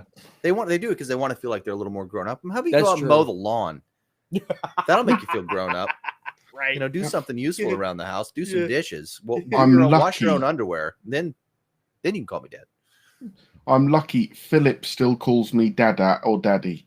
Oh, that's I love cute. that. So I cling to that. Cling. Yeah. Yeah. Cling. Cling to it. Whereas Susie had the conversation, you are now dad.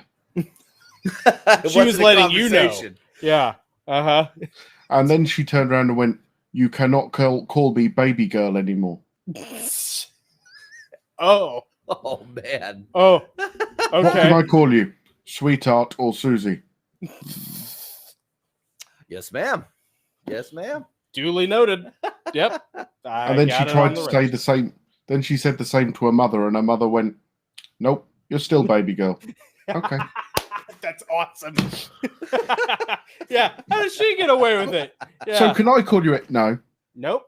Mm-mm. Oh, that's great. Nope. That's great. Sorry, well, Dad. Well, tell Philip. You know, our uncle is like what 78 years old. Ronnie's 78 years old. And when he talks about his dad, he still calls him daddy. He called him daddy Yep. all his life. Mm-hmm. Same with Andy calling his dad daddy. Yeah. And Yeah. that's our cousin. And then our uncle, Uncle James, Yeah. Ronnie's brother, called his dad daddy. Yeah. Everyone called our grandfather daddy except our dad. Yeah. Our Yeah. dad's the only one who would call him dad. That's Isn't that interesting? Yeah, that's weird. Yeah. So tell him it's okay. There's Yeah, it's nothing. okay. There is nothing emasculine about No, there I'm really more going isn't. to dad. happy. Staying More with than dad. happy for him to call me daddy for the rest of his life. Yeah, Absolutely, good. man. You know, my mom's dad, granddaddy, my grandfather, I called him granddaddy until the day he died. I still call him granddaddy. I have to Mhm. like reframe it sometimes and refer to him by his nickname of Dickie so people know who I'm talking about. Yeah. But I remember there was this one time when I was like 10 or 11 where I went over to G Mama and Granddaddy's house because I always like to go over their house on weekends because like they'll, you know, let you order pizza and rent Ghostbusters Yeah. too and go to Great Escape and get old Star Wars action figures, you know, just whatever, like, you know, play with their guns. I used to play with his guns in the middle of the night, you know, and he didn't care. Like I'd stay up late till like 2 a.m. playing World War I. They would just man. spoil me, like, you know, to know. Yeah, it was ridiculous, Adam. But like I remember there was one time where I went over there and I was like 10 or 11 years old and I was like, hey, Granddad. And he immediately shut it down. He was like, Granddad, you call me Granddaddy. And I was like, yeah, but like, I want to call you. He was like, no, my name's Granddaddy and you call me Granddaddy. Yep. I was like, okay, because you immediately do like a cost analysis, you know, Yep. risk assessment. Yeah. You're like, I could stick to my guns on this stupid, fruity little proposition of mine, or like, you know, I could like stay at G Mama and Granddaddy's house and like have a bunch of fun and do whatever. Yes. This is not worth it. This Yeah. is not the hill to die on. Yeah. You know, this is not the Baden Hill to wet myself upon. Yeah. It's quite funny. So Susie and Philip have always called Dee's dad Gang Gang, No, it's cute. Okay. just because that's how they pronounced Granddad to begin with, and it stuck. Oh yeah, I love yeah, that. And that's then- cute. And Susie went over one day and went, "Hello, Granddad. I am not Granddad. I am Gang Gang." I love it. It's so awesome. Yeah, you can't Oh, mess dear. with that with grandparents, man. Gang. They I won't put just up with heard. that. I just heard from upstairs a voice going, "Oh no, you didn't. Oh Are you no, in trouble? nope, nope. I love it. Susie's gonna kill me." Yeah, well, okay, so Susie, for what it's worth, you're awesome, and we think your dad is awesome too. So, like, for what it's worth, Susie, you know, And I know she's watching right now. She commented a second Yeah. ago. She said hi. Exactly. So I know she's watching. Yeah. And so if she and Philip sneak down the stairs with their Nerf guns while Yeah. we're recording live, that would be the I would just worst want you to know thing I did not that could happen. recommend. Yeah. I'm not suggesting that happen. Please Especially don't while do we're that. maybe doing our typewriter one-offs and maybe somebody is distracted. Yeah, a don't little do that, bit. kids. Uh-huh. Yeah. Poor Adam. Just, you know. So before we do our typewriter one-offs, was there, you had mentioned a third ghost story. Do you have a third one? Or do you want Yes. to go? Yeah. It's a work one. Oh, interesting. Ooh. So where the Tesco's where I used to work is situated, behind it is an old. It was attached or part of the monastery in Bury St Edmunds, but it was the lepers' hospital. Oh, really? So that's where the lepers were sent, and the graveyard went under the main backyard of the store, and we had an extension put on, and of course the extension went over the graveyard. Mm-mm. Mm. And I mean, it is England, so like it's Oh. Europe, so like maybe you can't, trek a cubit without like tripping over some Yeah. dead crusader's bones somewhere. But Yeah, but we get it here. We get it here because Civil War we are battlefields. really super. Yeah, battlefields, but also Indian burial grounds here. Oh, like yeah. a big deal. Yeah, Like, it turns super into creepy poltergeist. stuff. Yeah, big time. Yeah, that's all over here. yeah, which is great for all the families from California moving here. 'Cause, yeah, just go right. So, anyways, yeah, okay, this kind of That's makes our sense outs. though. That's how we get rid of them. Yeah, that's Okay, how we get gotta rid talk of more about poltergeist. Yeah, we'll talk about that more. So they built. I'm just going to take that earpiece out. I hear movement. Ooh. Oh yeah, yeah. You might want to get prepped. Yeah. You know what we should do? We should send Adam a Nerf gun, like the most high speed, like With a heavy, Gosling's typewriter with on a it. Goslings logo on And it. like so the rifles crisscross behind it. That'd be Yeah, cool. yeah. We need it. Yeah, it can be your live stream defense platform. Yeah. Yeah. Anyway, and So they let me built just- the walkway. There we go. There we go. There you go, I can yeah. now see if someone comes in the room. Yes. There we go.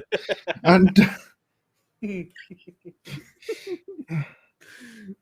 they built the extension, and people kept saying that they saw shadows moving in the warehouse. They saw shadows moving here, there, and everywhere. And one night, just before we were grand opening the extension, obviously we'd been open the whole time, but this was the day that we had all the directors coming to visit and Right. make it pretty. Yeah. And half an hour before the directors were due, we were all stood at the front going, "Well done, we've done a great job." And we went down, of all things, the toilet roll aisle. And it looked like someone had stuck their hands out and walked the whole length. No way. Holy Yeah, the cow. whole length on both sides was on the floor. Wow. When we look back on the CCTV, Yeah. it didn't just go boof. It started at this end and went all the way along. No. Oh, I'd love to get my hands on that film. Dude. Oh Yes, my so would I. gosh. Holy cow. But yes, that no. Dude, what are we doing here? Dude, do you still work And there? it was not there. I work at a different one Oh, now. thank goodness. Yeah. Good. Yeah. Oh, that's so creepy. That wasn't Dude. nice. What, I mean, did you saw the CCTV footage? Yeah. I mean, Were you immediately like on the phone to your dad, being like, "I was need like, to." no. My boss was stood with me and he went, so what are we going to say? Gust of wind from the air conditioning? Yeah. Oh yeah, totally believable. Sure. Yeah. Fault lines. That happened 3 times that day. 3 times. Holy cow! In the same area? Mm-hmm. So you guys would go up there, Same aisle. you would put the toilet paper back, and then an hour or 2 later, same thing. Yep. No way. man. And there's like no way that anybody was pranking. I mean, you can't anyways. I don't know how you would. Is your, forgive me for asking because I'm so ignorant of it. Is your toilet paper wrapped, I assume, like in like packages of like 4, 9 rolls? 4, 9, 12, 16. Yeah. So like there's no way short of an earthquake that would happen. Yeah. Were they coming off both aisles, both sides at the same time? Like someone literally had their hands So spread. it couldn't have been an animal. Right. It's If not like a there were rat animals that behind the ran rolls past. pushing them off, running down. Yeah. They'd have to do it in sync. Simultaneously. They'd have to sync up. Yeah. Oh, dude, that is crazy. There's no explaining that. No. Like, come on. No. Dude, Adam, how long was it before you were out of there? 5 minutes? Requesting a transfer, non-negotiable. Yeah. Oh, Strangely man. enough, 2 weeks later, I did transfer. So Yeah, I bet. Yeah. Jeez. he's like, So out of all 3 of the stories, the cellar, the monk, and the toilet paper, which one? and the children. Don't forget the children. Yeah. That's right, the children. Yeah. Yep. Yeah. Yeah, talk about that a little bit more. So you were 6 years old. You went in there into this house in the middle of nowhere with your dad. And Yep. So we get out the car. We went through the gate at the front of the garden. Yeah. And there was 2 kids playing in the garden. Yeah. And Dad stopped, talked to them, asked them how they were. They answered a bit peculiarly, but they answered. The language seemed a bit different. And we put it down to this couple have just moved out of the city. So what kind of speak a bit dialect differently. or accent do you think they had? they talk like that. Like kind of a Right down Cockney? London they came from. Yeah. And then we go in and we get made a cup of tea and we're having the cup of tea and Dad said, so what's the problem? And they went, well, there's not really a problem as such, Vicar. That's a very English Okay. answer, by the way. Yes, it is very English. And he said, okay, so what do you mean it's not? Well, we just don't feel that the house is ours. And their whole thing was they didn't feel that they had the privacy and they didn't feel like it was their house. They thought they were borrowing or living in someone else's house. Wow. Because the children would appear in their bedroom at night or appear on the hallway, appear in the garden. Just like it was their house and they were in it. Because it was 150 years ago. Yeah. Yep. Dude, And, that's just like that movie, The Others. And Dad went, okay, so what do your children think about it? We don't have any children. She can't. She's not able to have children. Oh, jeez. And you walked past these children. And spoke to him. Dad spat his tea out. He was just The good thing literally- about being like an the Anglican cartoon. priest is you don't have to have a great poker face. Wow. Ooh, Yeah. ooh. Oh man. Oh. Yeah. Adam, in the car. In the So car. when you Start the car, Adam. Yeah, it's time to go. The first thing he did, in all seriousness, was put holy water on his finger and put a cross on my forehead.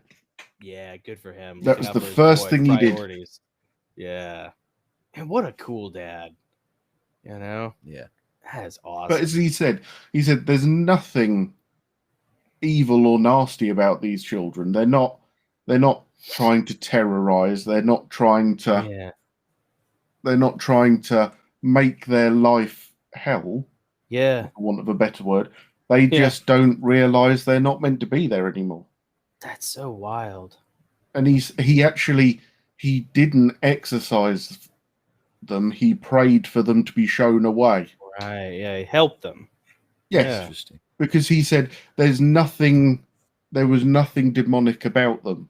They Yeah. weren't throwing things across a room. They weren't trying to scare. They weren't trying to hurt. Right. They weren't trying to push the couple out. Yeah. They just didn't realize they weren't meant to be there. Did your father, do you know if he ever heard any more from that couple? Was he ever called back to that house? Yeah. He never went back. But they started traveling to his church every week. Okay. Yeah, I bet. Yeah. Yeah. Yeah, you know And- what? That's yeah. They said they haven't seen them since. Wow. And if anything, it feels like the house has become happier Yeah. because Yeah. they weren't forced out, because they were shown how to leave. It Right. didn't feel like something had been ripped out of the house. They were Yeah. It called, felt- not mandated. Yeah. Yeah. Yeah. Interesting. Exactly. Yeah. What do you think happens, after we pass? I mean, what do you think that's all about? What does it look like on the other side, in your opinion? I mean, who knows really, but what do you think? Who knows? I would love to think that my grandfather stood there waiting. Yeah. After that, I do care, but I don't, if that makes sense. To me, as long as that bit was there, I can deal with whatever else happens. Yeah. Yeah. It's the reunion, you know? Mm-hmm. Yeah. My thing is that if we're all there, What with does it God, matter? Yeah. as long as we're there, Yeah. is it we leave here? So, like in Empyrean Falling, for use of the metaphor, but is it like in Empyrean Falling for the angels? So, at the minute we exist here, but what we do is we go from here to the next realm Yeah. and exist, or is it that I can't bring myself to believe it's pearly gates in the sky of cloud? Right. Yeah. Yeah. It's a little Sunday schoolish. I don't think I'd like to think when you pass on, who you are remains. Yeah. And I don't think the essence of who we are could cope with sitting on clouds. No matter how Right. nice it would sound. Yeah. No matter Yeah. how nice it would sound. Yeah. But for me, as long as I said, it's my grandfather more than anything. Yeah. Your dad's dead. Mm. Yeah. So here's another little story for you. Yeah. I had surgery for my Crohn's disease. Okay. And it was before we knew it was Crohn's. I'd got taken in there thinking I had appendicitis, and they discovered it wasn't. Really? But I had surgery, and I wasn't particularly well, and it took me a long time to recover. But as I was put under, my grandfather's voice told me I was safe. Really? Mm. And as I woke up, my grandfather's voice said, "We'll see you again." Oh, dude. That's amazing. So I went to sleep knowing my grandfather was there. Yeah. I came out of the anesthetic knowing he'd been there. Yeah. Yeah. Wow. And for him to be able to do that, he has to be there. So for me, Yeah. that's That's beautiful, man. Yeah, it gives you all kinds of, hope, but more importantly, I think it gives you all kinds of comfort Peace. yeah, that they see us still. Yeah. They're concerned about us. 100%. They're praying for. They're with us in a way. Yeah. But the cool thing about, in my opinion, their vantage point is that they're there with God. Yeah. They see what we're going through, and they they're see- praying for us in a more efficacious way. They know how to Yeah. pray perfectly. Yeah. Yes. for us. Yeah. You know, they see the things around us. They see our blind spots. They see the things lurking that we don't see. Yeah. And Mhm. who knows what else they see beyond that even. Yeah. So they're Well, exactly. that's I cool. think you've nailed it. I think that idea, and I think in a way you nailed it in Heavenly Realms, Jonathan. Oh, really? The idea that the angels can come to creation Yeah. and they can see everything we can't see. So you look at Alrak and Marcus. Alrak could see the demons around Marcus. Oh, yeah. Yeah. And he could ask and he could pray and he could beg Parakletos for help. Yeah. But until Marcus asked, right, Parakletos was bound, if you like, yeah, to only try and give strength rather Yes. than actually being able to alter an effect. And part of me does wonder, as you said, Nick, sorry, are we peanut butter camera time. butter camera time already? Yeah, I'm sorry to interrupt. The camera interrupted us. No. I'm gonna wait on these. That's what I love about Adam, man. He's such a good sport. I know. Let's get this is real talk though. This qualifies. This is good No, stuff. Yeah. It is real talk. But I do think that, as you just said, they can see what's going on around us. They can see the blind spots that we can't see. They can understand to a certain extent the blind spots we have. Yeah. And just like the angels could go to the temple in Zion and speak almost directly with Parakletos. Yeah. We kind of have to filter through the firmament and up there. Yeah. Whereas, as you said, they're that step closer. Mm-hmm. Yeah. It's through a glass darkly for us, but for Yeah. them, the brass cope has been rent and they're there with and who knows what all they know, you know, that we don't. And just screaming in our face, you know, like Ulrich does to Marcus at one point in the apartment, you know, just like, no, don't do that. Yeah. You know, that's very sweet of you, Adam. I appreciate that. That makes sense why you've stuck with my crappy books for so long. No, but when I read it, it kind of sort of, I always found the idea of angels and picturing that very difficult. Yeah. I'd never been able to sit there and visualize that. And really? Yeah. And Empyrean Falling and the Heavenly Realms books did do that for me, because it's like, that's really sweet. It doesn't matter. It may not be the exact method it happens, but what it does is it gives you that idea of the pathway. Yes. The idea of progression, the idea of where everyone is in that cycle and in that structure under God, if you like. Yeah. And no one's more or less important than anyone else. So Archangel Michael is no more important than you. Yeah. The only difference is what he knows, what he's told, and how he goes about what he has to do. Yeah. Yeah. And they can't well, I don't know if they can't do anything, but they are borderline rendered helpless until we make the choice. You know, like that was always like a big theme with all the books, is that like you're not condemned to a certain fate one way or the other. It's your choices. Yeah. You know, it's always your choice, because God doesn't want, or, you know, a bunch of automatons. Nope. I remember when I was like, this is such a great story about what a brat I am and was, you know, but like when I was a little kid, and it is germane to this, when I was a little kid, we didn't do something that I wanted to do. Like we were discussing where to go on vacation, and I was like 8, and my parent and like mom and dad, you know, spoiled me enough to like involve me in that conversation instead of just telling me where we're going, right? You know, because like I'm 8, you know. And I remember like I wanted to go to Disney World or something, or I wanted to ride some ride or whatever. I don't know. I didn't get my way, whatever it was. And I remember, Adam, very specifically laying in my bed at night, just like fantasizing about like what it would be like if all of my family, Nick, BJ, little Cameron, mom and dad, we're all just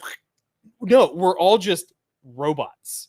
We're all just androids that would do whatever I wanted to do. I love it. Like the robots. You remember the robots that they built in Bill and Ted's Bogus Journey? Yes. You know, Yes. at the end. Yeah. So like that's what was in my head.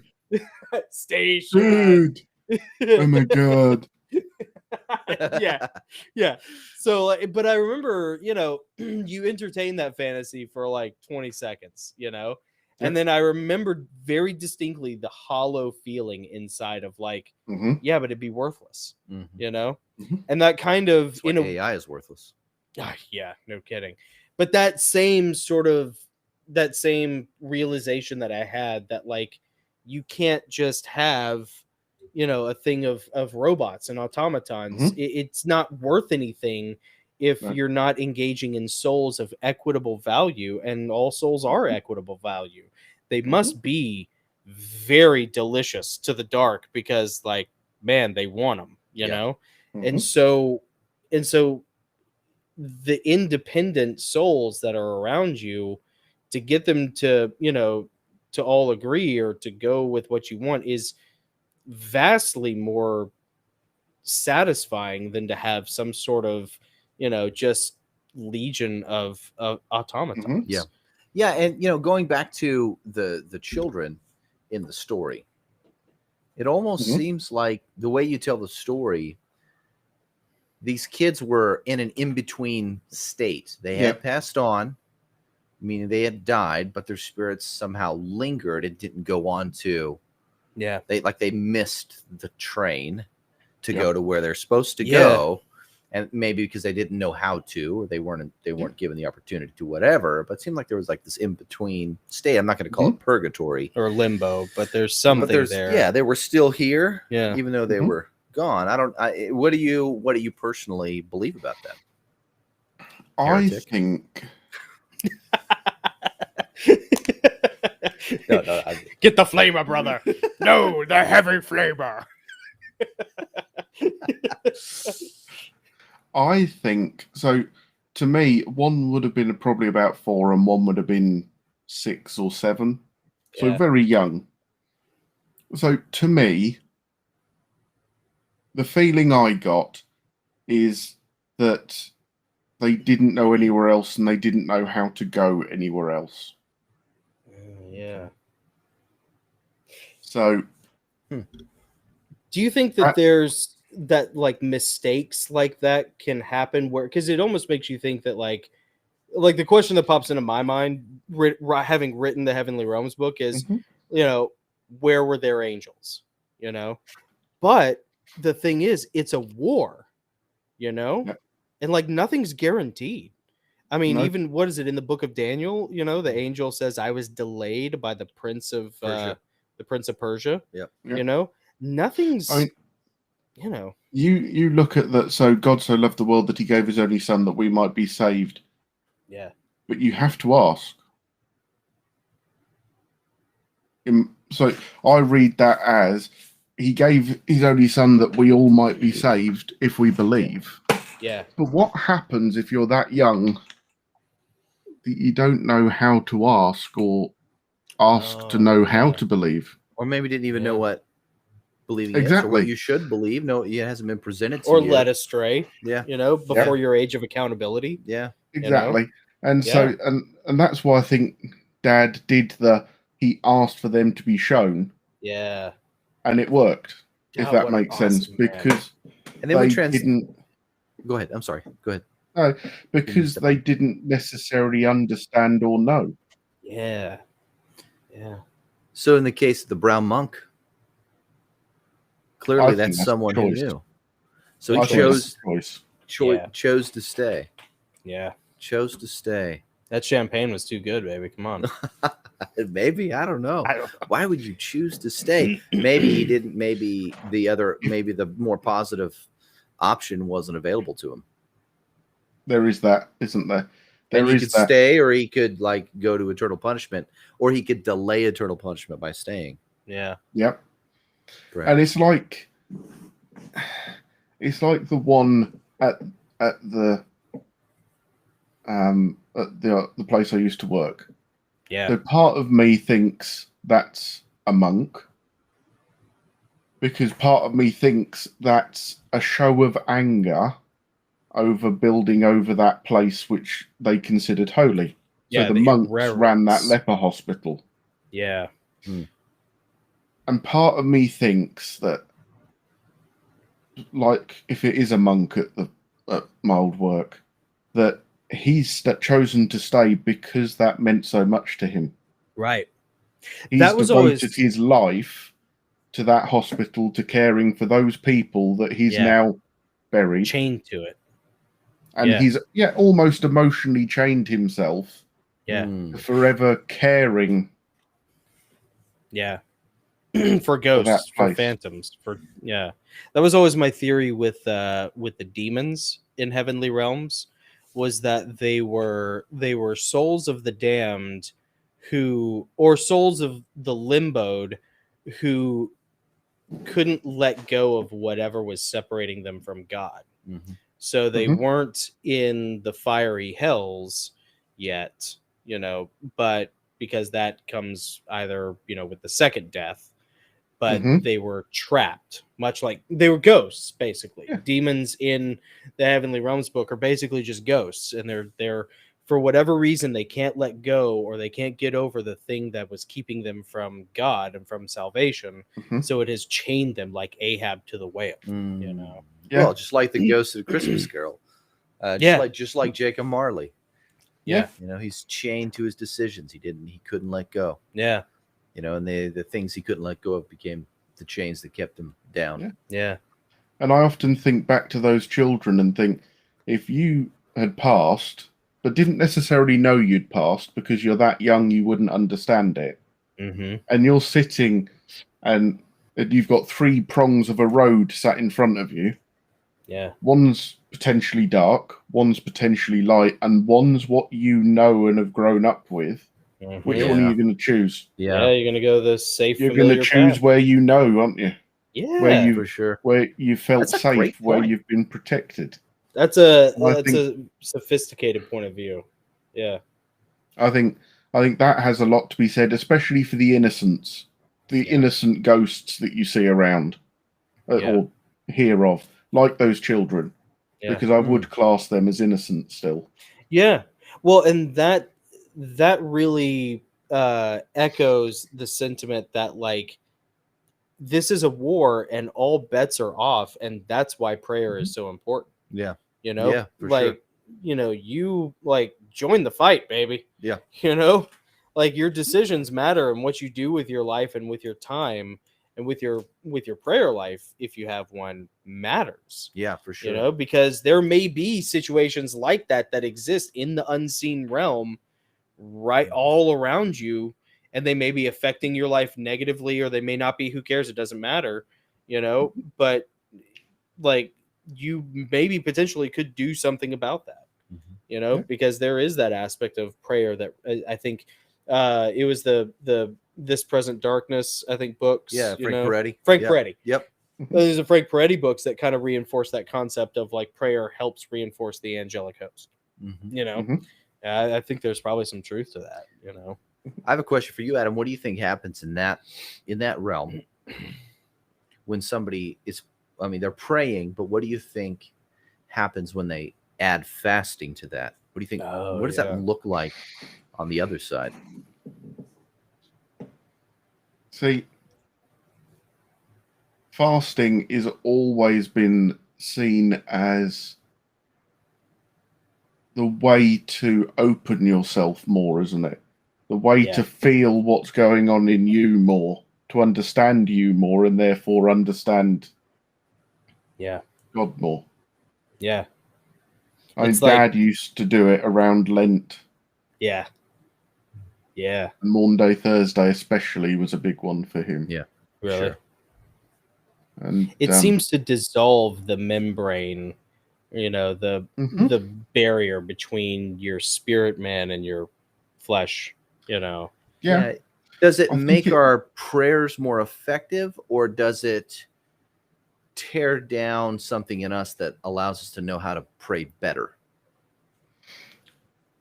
I think what it allows isn't necessarily us to be heard better or us to pray better, but I think what it does allow us to do is hear the answer better. Oh yeah, yeah. It I think- helps eliminate the static. And as everyone says, you may not get the voice in your ear, you may not get the blazing angel standing in front of you, but it'll give you the understanding of what you're asking more. And if you Yeah. understand what you're asking, you can understand what the answer is. That's so true, man. Helps Spoken you- like a true priest, son. Yeah, so it's like maybe it helps That's you know awesome. exactly what to pray for. Yeah, Yes. yeah. So it's Wow. I hate to go back to it, but Hitchhiker's Guide to the Galaxy. Yeah. Secret of Life, the Universe, and Everything is 42. Right. Unless you know what the question is, Right. it doesn't make sense. It doesn't make sense if you're not asking the right question. Yeah.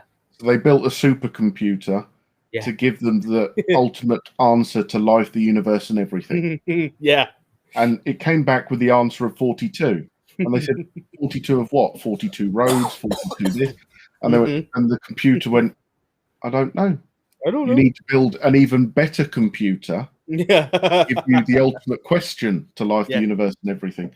And I think sometimes we have an answer that we know what's right or we feel what's right, but we don't know what the question is to make that answer make sense. Yeah. And I Yep. think the fasting opens up the understanding to the question. Oh, it's good stuff. Yeah. That's good. That's a good answer, man. Yeah. That's a great answer. Well, I Thank you wrote for that. I wrote Sturm und Drang during the season of Lent. Like Mhm. I would Yeah, you would said. fast. Yeah. And like, man, it was effective.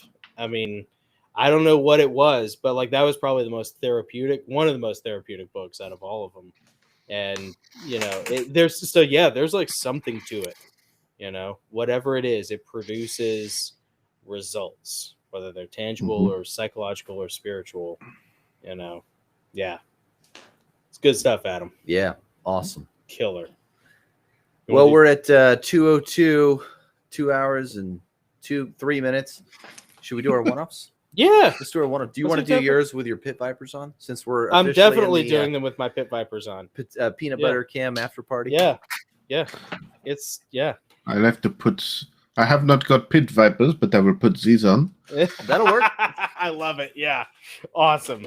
All right. Let's see. Do we want to give Adam Prima Nocta first shot? Absolutely. Yeah. You get first. Well, that night, was a bad my choice lord. of words, Adam. I apologize. You know, so My Harry Potter eyebrows with these glasses. I work got quite well. They just I love appear how out of she- nowhere. Hello. Her eyebrows just bounce above Hi. the frame so perfectly. Hi. That's Okay, awesome. I'm not going to try and read with them on. It'll go horribly wrong if I try and read with them on. It might be entertaining. You never know. Yeah. Yeah. Let's. Yes, there is that. If you want to go first, Adam, I'd love to. Yeah. Go on then. Yeah. Okay. The man sits in the corner, cracking his knuckles, readying himself for the epic battle before him. No one else has come close, and so it has fallen to him, the greatest warrior the world has ever seen. His chosen implements of war sitting close by, hardened, sharpened, and ready. His potions and liquids close by, ready to aid him should the fight not be going his way. The moment slowly approaches, with the inevitability of the man with the scythe which moves between heartbeats, claiming his victims and sending them into the void of forgotten heroes with the stare of his hollow eye sockets. He hears a sound and lifts his gaze to glare across the room before him. Approaching is a man in a gleaming white shirt, making him stand out before the rest of the dull backdrop, like an angel before a storm cloud. With a swish, he has his implements in his hands poised and ready to strike when the moment is right, catching all off guard and hopefully aiding in his victory. The man in white stops and slowly lowers his gaze before from the glare firing through him like burning fires. Your order, sir. The mammoth English breakfast. As he speaks, he slowly lowers 2 plates to the table, one piled with the main wheel, the other with fried bread and toast, butter melting in slowly, softening and enriching each slice as it touches it. With a glance, he sees the task before him. His implements start to descend towards the plate piled high. 5 rashers of bacon, 5 sausages, 5 hash browns, 5 eggs, 5 pieces of black pudding, half a pound of mushrooms, baked beans, 6 grilled tomatoes, a gammon steak, onion rings. Hallelujah. He swallows hard as battle commences, ignoring the plate of bread to the side, deciding to attack the main section first. Mouthful after mouth-watering mouthful later, he was staring at the plate. Glancing up, he notices he still has 20 minutes left in the challenge. There may be hope yet. Turning his head, he views the toast and fried bread, a full loaf of each staring back at him. He recognized his mistake. He should have eaten this alongside the other. Defeat, heartburn, and the bitter, bitter payment of the bill. His time was over. Yes. Yes. Yes. Yes. Oh my god, I'm so hungry right now. That is awesome. That is Eating contest. dude. incredible. Yes. Yeah. So full disclosure for anybody who's wondering, I found a picture of I guess what I would assume is a proper English breakfast, and it immediately made me extremely hungry. Dude. And everybody, like, the joke is always that, like, the English don't know how to cook. Horse pucky. Yeah. Like, Yeah. whatever, Agreed. dude. Like, first of all, Aunt Audrey knows how to cook. Oh yeah. You know.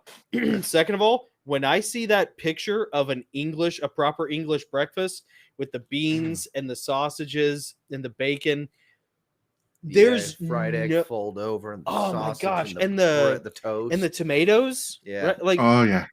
dude, there's no, like, we have here in America we have Denny's, you know, and like Denny's is sort of like the big, like, self-indulgent, you know, El Gordo, Yeah. you know, kind of breakfast like place.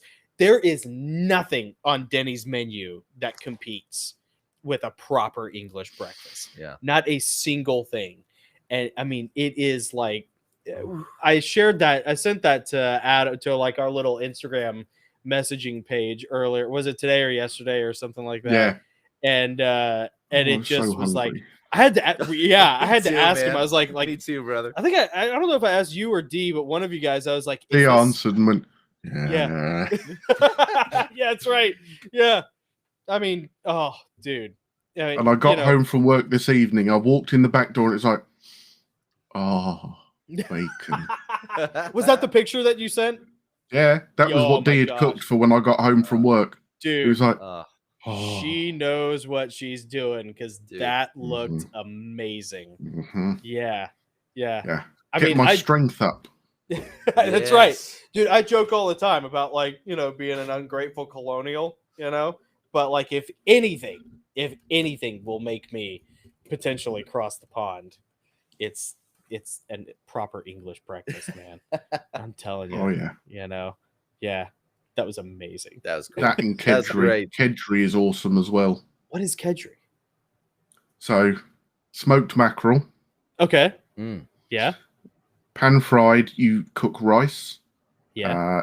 peas, onions, and then you fry that all together. You cut Yeah. up boiled eggs, mix that in, and put a small amount of curry powder in to give it a little bit of a spicy flavor. And then that's a Scottish breakfast speciality. Mm. Ah, that sounds awesome. Yeah. Dude, I mean, I'll tell you, like, I've never had anything. I mean, like, okay, I've never had a cucumber sandwich, but like, I've never had anything UK culinary UK food that wasn't good. Yeah, same. I mean, pickled herring, you know, Yeah, pickled same. herring on crackers is amazing. Yeah. Branston pickle, amazing. Never had that. I mean, even Marmite. Marmite's really good. You know, no, not a fan of Marmite. All right, you know, Never whatever. had Marmite. Don't know what that I'm is. more English than Adam. Uh-oh. If ever Adam was gonna like reach through the computer and smack me, it would be... Marmite's Potter one of eats those Marmite. things. Yeah, It's one of those things you either really like it or Yeah. you hate it. yeah, or you hate it. Yeah, Kind of like haggis. yeah. I've never had Oh. haggis. Is haggis really good? Oh yeah. Yeah, It is. Oh, yeah. See, I wonder if I'd like haggis. I I've bet you never would. tried it. I got to try it. What you Yeah. do is you cook the haggis, so you steam the haggis. In the meantime, have you ever heard of drambuie? No. Drambuie. It's No. a whiskey liqueur, so it's a sweet whiskey. Oh, You cool. condense that down and you make a gravy out of it, and then you pour that over the haggis with mashed potato and mashed swede. Oh, What's Swede? Which Swede? like turnips. Oh, okay, yeah. Oh, Yeah, Mm. dude, that sounds awesome.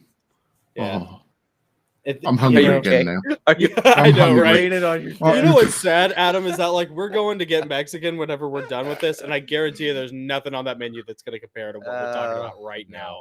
No. You know? not Yeah. a thing. Oh, I'm sitting here going, how much trouble would I be in if I cooked something at 1 o'clock in the morning? Yeah. Right. Quite a lot is the Well, answer. Quite a lot. Yeah. I mean, you know, like you can just blame it on the kids. You know, like they were. It wouldn't work. It wouldn't work. Yeah. Yeah. I'd be like, No, I'll give you a The closest Susie comes to culinary is I cooked myself an egg. 5-10. Yeah. Great. Well, you know what?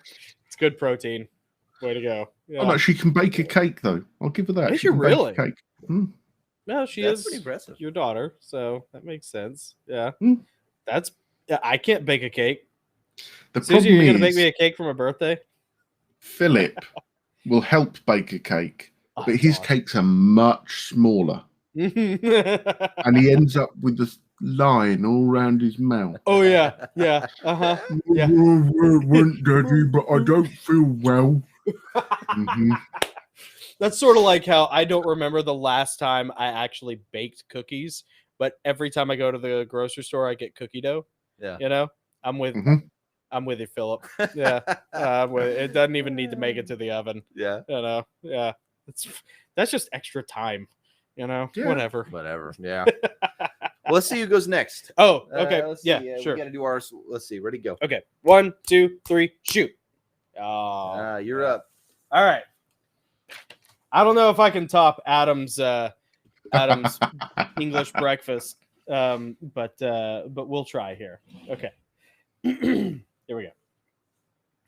An ode to Bellator. I did not want a red Jeep Cherokee. I wanted a Nissan Pathfinder, or a white Isuzu Rodeo that I could put a red Templar cross onto. Or, if my parents were feeling especially generous, one of those new Nissan Xterras. So needless to say, I was nonplussed and tepid when Dad told me that he had brought a Jeep home from the dealership to try. Now, I know it's red, but just give it a chance, Mom said. What a spoiled brat I was. And yet, when I went outside, I was struck by how bold the blood red color was. Like fire and blood. Passion. And then I stepped inside. And brother, let me tell you, when my ass met seat cushion, it was love. The gray cloth interior was clean, the four-wheel drive worked, and the CD player handled my collection of Metallica. From that moment on, we were inseparable. I named him Bellator, which is Latin for warrior. But in truth, his name probably should have been Bucephalus, for he was my trusty steed, the warhorse to my Alexander the Great for the next 20 years. I was not kind to Bellator.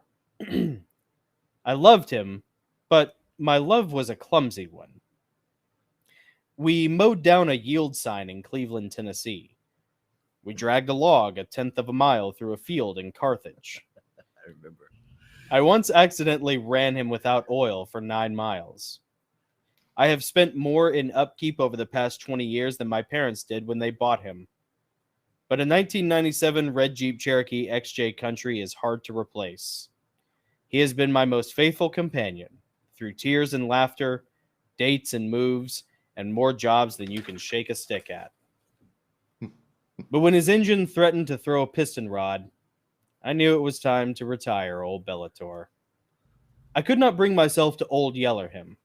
He has been my daily driver for over 20 years. You could fill a dirigible with the amount of farts and dead skin cells I've left in there. So the thought of someone else driving him is anathema to me. But now I have Telemon, the Salsa Tacoma Lakitamon, and he is a worthy successor. 20 years later, Taco Telly is a 2017. Acquired in 2021, the symmetry does not escape me. Welcome to the 21st century, my friend Dave told me. Bellator will get a heart transplant and be relegated to backup duty. Inactive reserve. With mom and dad gone, he is one of my last linking totems to them. But the war goes on, and you cannot retire just because your horse gets old. So Taco Telly and I will go forth to blaze new trails, fight new battles, and dodge rocks on the highway. But I will always come back to hang with Bellator, to reminisce and go for gentle strolls. And if the EMPs ever hit, he'll come in handy. And when I die, sell the taco, bury me in my Jeep with my boots and my favorite guns, put me on a raft, and blow that sucker to kingdom come, Viking style. Yeah. Bellator. To Bellator. I wish I had My empty. No, I know. I'm empty, Yeah, yeah. we're empty. That's Water. awesome. You know, I got my water. I'm out of that too. But that's awesome. Fantastic. Thanks, we had man. a lot of good memories in That Bellator. was good. Yeah. Yeah. Thanks, man. That was awesome. It was awesome. Yeah. The taco's pretty nice too. It's fun, man. Yeah. Yeah. I never thought like I'd be a truck guy, but like my friend Dave, he was sending me links for trucks or vehicles, you know, on CarMax. And he sent me a couple. He sent me a white one, and then before I even saw him, he was on the phone with me. Oh, I found a red one, and I knew. I was like, oh, damn, it's over. It's red. As soon as you see it. And dude, as soon as I saw it, Yeah. I was in love with Yeah. it. You know, and it's been a lot of fun, man. It's you know, I'm 20 years behind on technology, so I'm like, I really am like Randy Quaid and Independence Day, you know. It's just like, oh shit, you know, like I had to pull over the first night I had it and like, you know, bust out the quick reference guide Yeah. just to find the cruise control. Yeah. You know? Going from a biplane to an F-18. Yeah, a little bit. Yeah. Yeah, From sure. a crop duster to an F-18, you Yeah. know. But That's man, it's awesome. been fun. It's cool. I drive everywhere now. Yeah. You know. Just to enjoy it. Yeah. Oh, yeah. You know, I got no problem driving 45 minutes somewhere now. You know. So, anyways. Very good, man. Yeah, thanks. Well, I'll read mine. This is my weak stab at poetry. Oh, nice. All Uh, right. I'm Not not, an easy I'm thing not to a do. poet. No, and I didn't No, do it's not. it. And I didn't do it. But I thought I'd give it a shot. I was on the typewriter and it hit me. So Good for you. okay. You brave fool. No, I know. For real. Here we go. I didn't take my smartphone. Just the other day, we went to the fair. Just my daughter and me for special one-on-one time, which is very rare. I didn't take my smartphone. We ran out the door in a frenzy, excited to get to the fair. And the thought flashed through me as we jumped into the car, what about the pictures? But I didn't take my smartphone. It was obvious to me I should go back and grab it. How could I not document the event which seldom comes our way, our special time together? I didn't take my smartphone. My daughter would always remember this special time with me, but would she have to remember the Black Mirror and say cheese? 1, 2, 3. I didn't take my smartphone. And looking back, my daughter didn't ask. And all at once I realized that only I was served by the follow-up digital upload tasks. I didn't take my smartphone. And through the night, I stared at the smiling face and listened to the exuberant screams. My daughter proving to her daddy she wasn't scared. I didn't take my smartphone so the rest of the world could see, who were not invited and who honestly couldn't care less than to watch my daughter and me pretend to have special time. I didn't take my smartphone. I went with empty hands, and now 'tis only locked in my memory and hers our wild night. Beyond special is the memory, sacred even, because I didn't take my smartphone. Yeah. Thank you. That's Very right, good. baby. Thank you. Very good. Smartphones are for chumps. Yeah. Yeah. It can be just as special. You don't have to take all Well, the pictures. I mean, it's really true. Like, it's one thing to document that stuff for yourself, you know, but like there is still 10 years later, like this severe rash of people who just want to like post every vacation and every trip to the whatever. And like, it's an advertisement of the self, you know? It's I mean, exactly what it is. It's one thing to like, we went to Hawaii and this is crazy, you know, or like we went to Japan and this is like a once in a lifetime thing. That's one thing, but it's just like, here we are, you know, like at the grocery, you know, it's just, like, no one cares. Yeah. No one cares. Yeah. No one Nope. cares. No one cares. Nope. And the moment is filled with either you being fully there or you trying to capture every moment on film Yeah. to somehow come back to it, remember it later, or to post so other people who don't care can look at it so they know what you did. Yeah. And you rob a lot of the moment by doing that. And my daughter didn't even think twice about it. Didn't even think twice about it. And Really? now she has to use her words to describe the experience. Oh, that's a good point. You know, she can't say, "Oh, we posted it on Facebook. You can go check just it go out." look at there. Yeah. I didn't even think about that. There's enough documentation of all the stuff that she does, and Christian. My wife's really good about that stuff, but it was like a super special time. I was running out the door, and I'm like, "Oh, I should grab my smartphone." And I thought about it. I'm like, she's gonna see me sticking that thing in her face all night. I'm gonna drop it from the top of the Ferris wheel. Right? Yeah. You know, and the whole time I'm gonna be worried about taking video, taking pictures. Blah, blah, blah. No, and if at the end of the day, this experience only exists in her heart and my heart, in our memories, and that's it. Yeah. That'll make it extra special. That's a special thing. Then. Yeah, it truly is something that just her and I share. Yeah. At that point. Yeah. I was like, yeah, screw it. Yeah. I'm leaving it. Good for you. Yeah. Yeah. Well, that's an important thing. You don't like, not everybody needs to be the chronicler, No. you know? And it's like, you know, It's so true. you give the camera to like the reclusive one in the family, you know, the introvert, the one who like isn't going to engage a lot in conversation. Yeah. Give them the camera and like, you know, and then they can still feel comfortable because they're hiding behind something. Yeah. And they're participating. They're participating. contributing. And that was me. Yeah. That was me for like a few years there when I had my Nikon, you know. It's good pictures. Well, there are a lot of crappy pictures too, but you know, Like but there were some good ones. yeah, for sure. Yeah, I got lucky, you know. But yeah, you know, you don't need to like, you know, not everything's a party. Nope. I mean, they are when you're wearing pit vipers. Well, we had a party. Yeah. It was a party for us, but it was even better that I didn't have to also think about doing that the whole time. yeah. Dude, we hit every ride twice, and it was so fun to watch her try to be brave. You know, it was so fun. It was so fun. Yeah, was dude, the great. fair here is pretty cool. Yeah, it was great. And she had this like list. She had built it up in her mind when she realized Christian didn't want to go.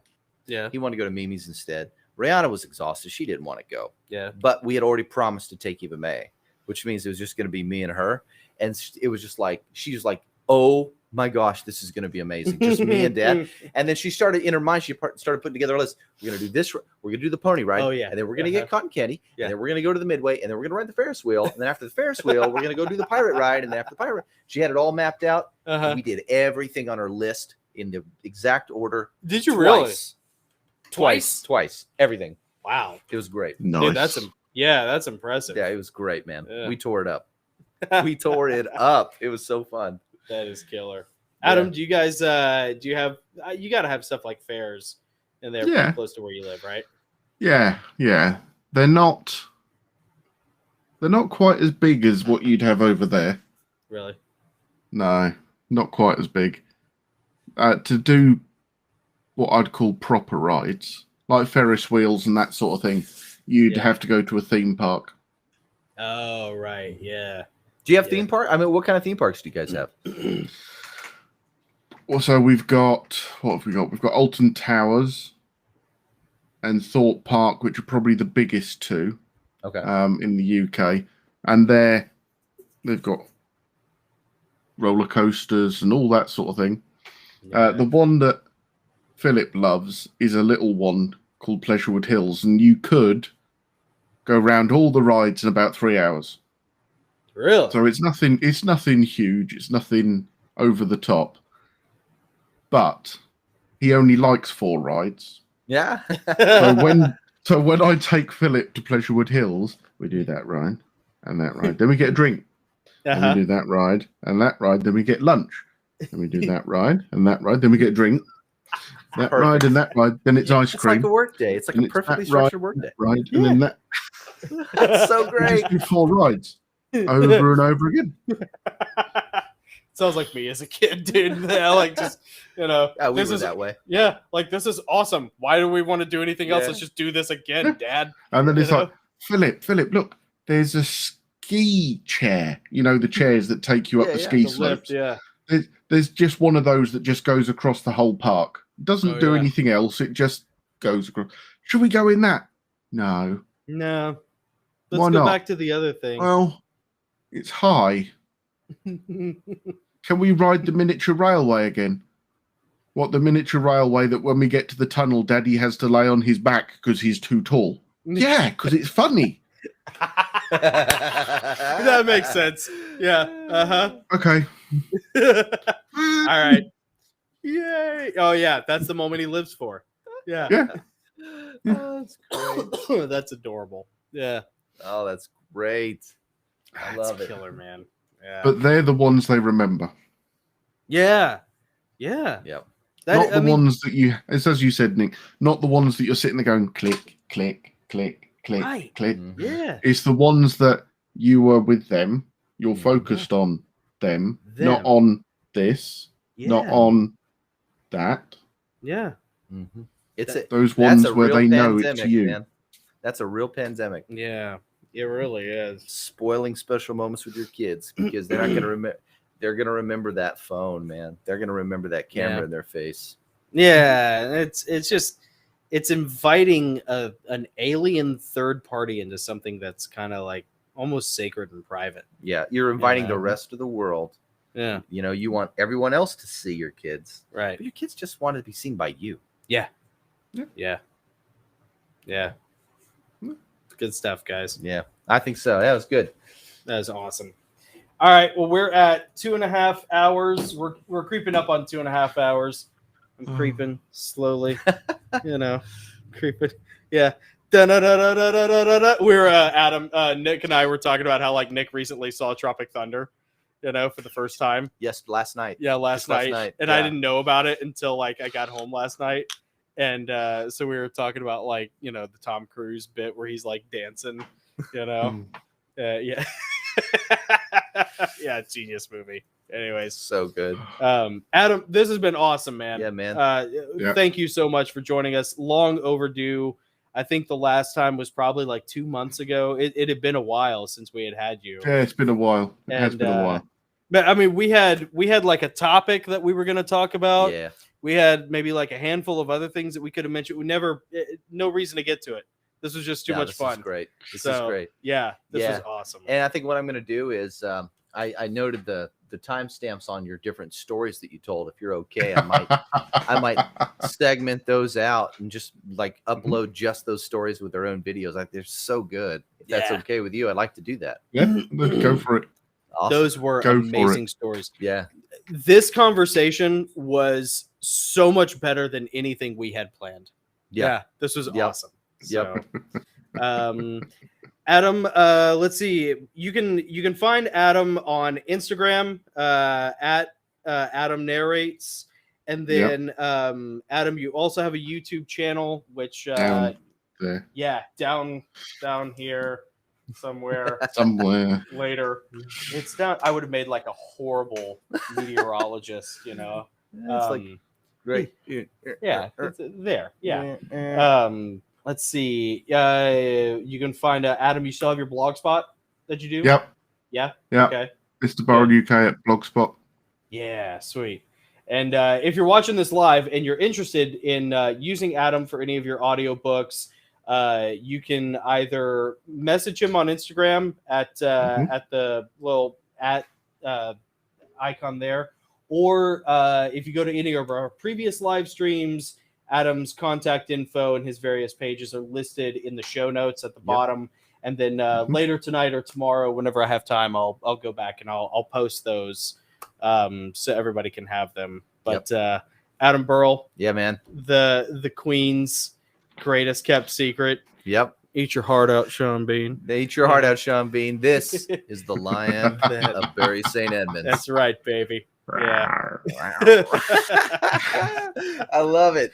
Next time we have you on, Adam, I want to talk about I got to get Nick caught up on Mighty Boosh. So we got to talk about Mighty Boosh. Mighty Boosh. The Mighty Boosh. And then because I was like when Nick had to go like change shirts, he had to put on his nice new Gosslings shirt. And while he was gone, I was just like I was doing that bit from the episode where the shaman are going on vacation and they're talking about the crunch, you know. He's like, Richard, he knows nothing. Tony Harrison knows nothing about the crunch. You've never even seen the crunch. I am blitzed. You know?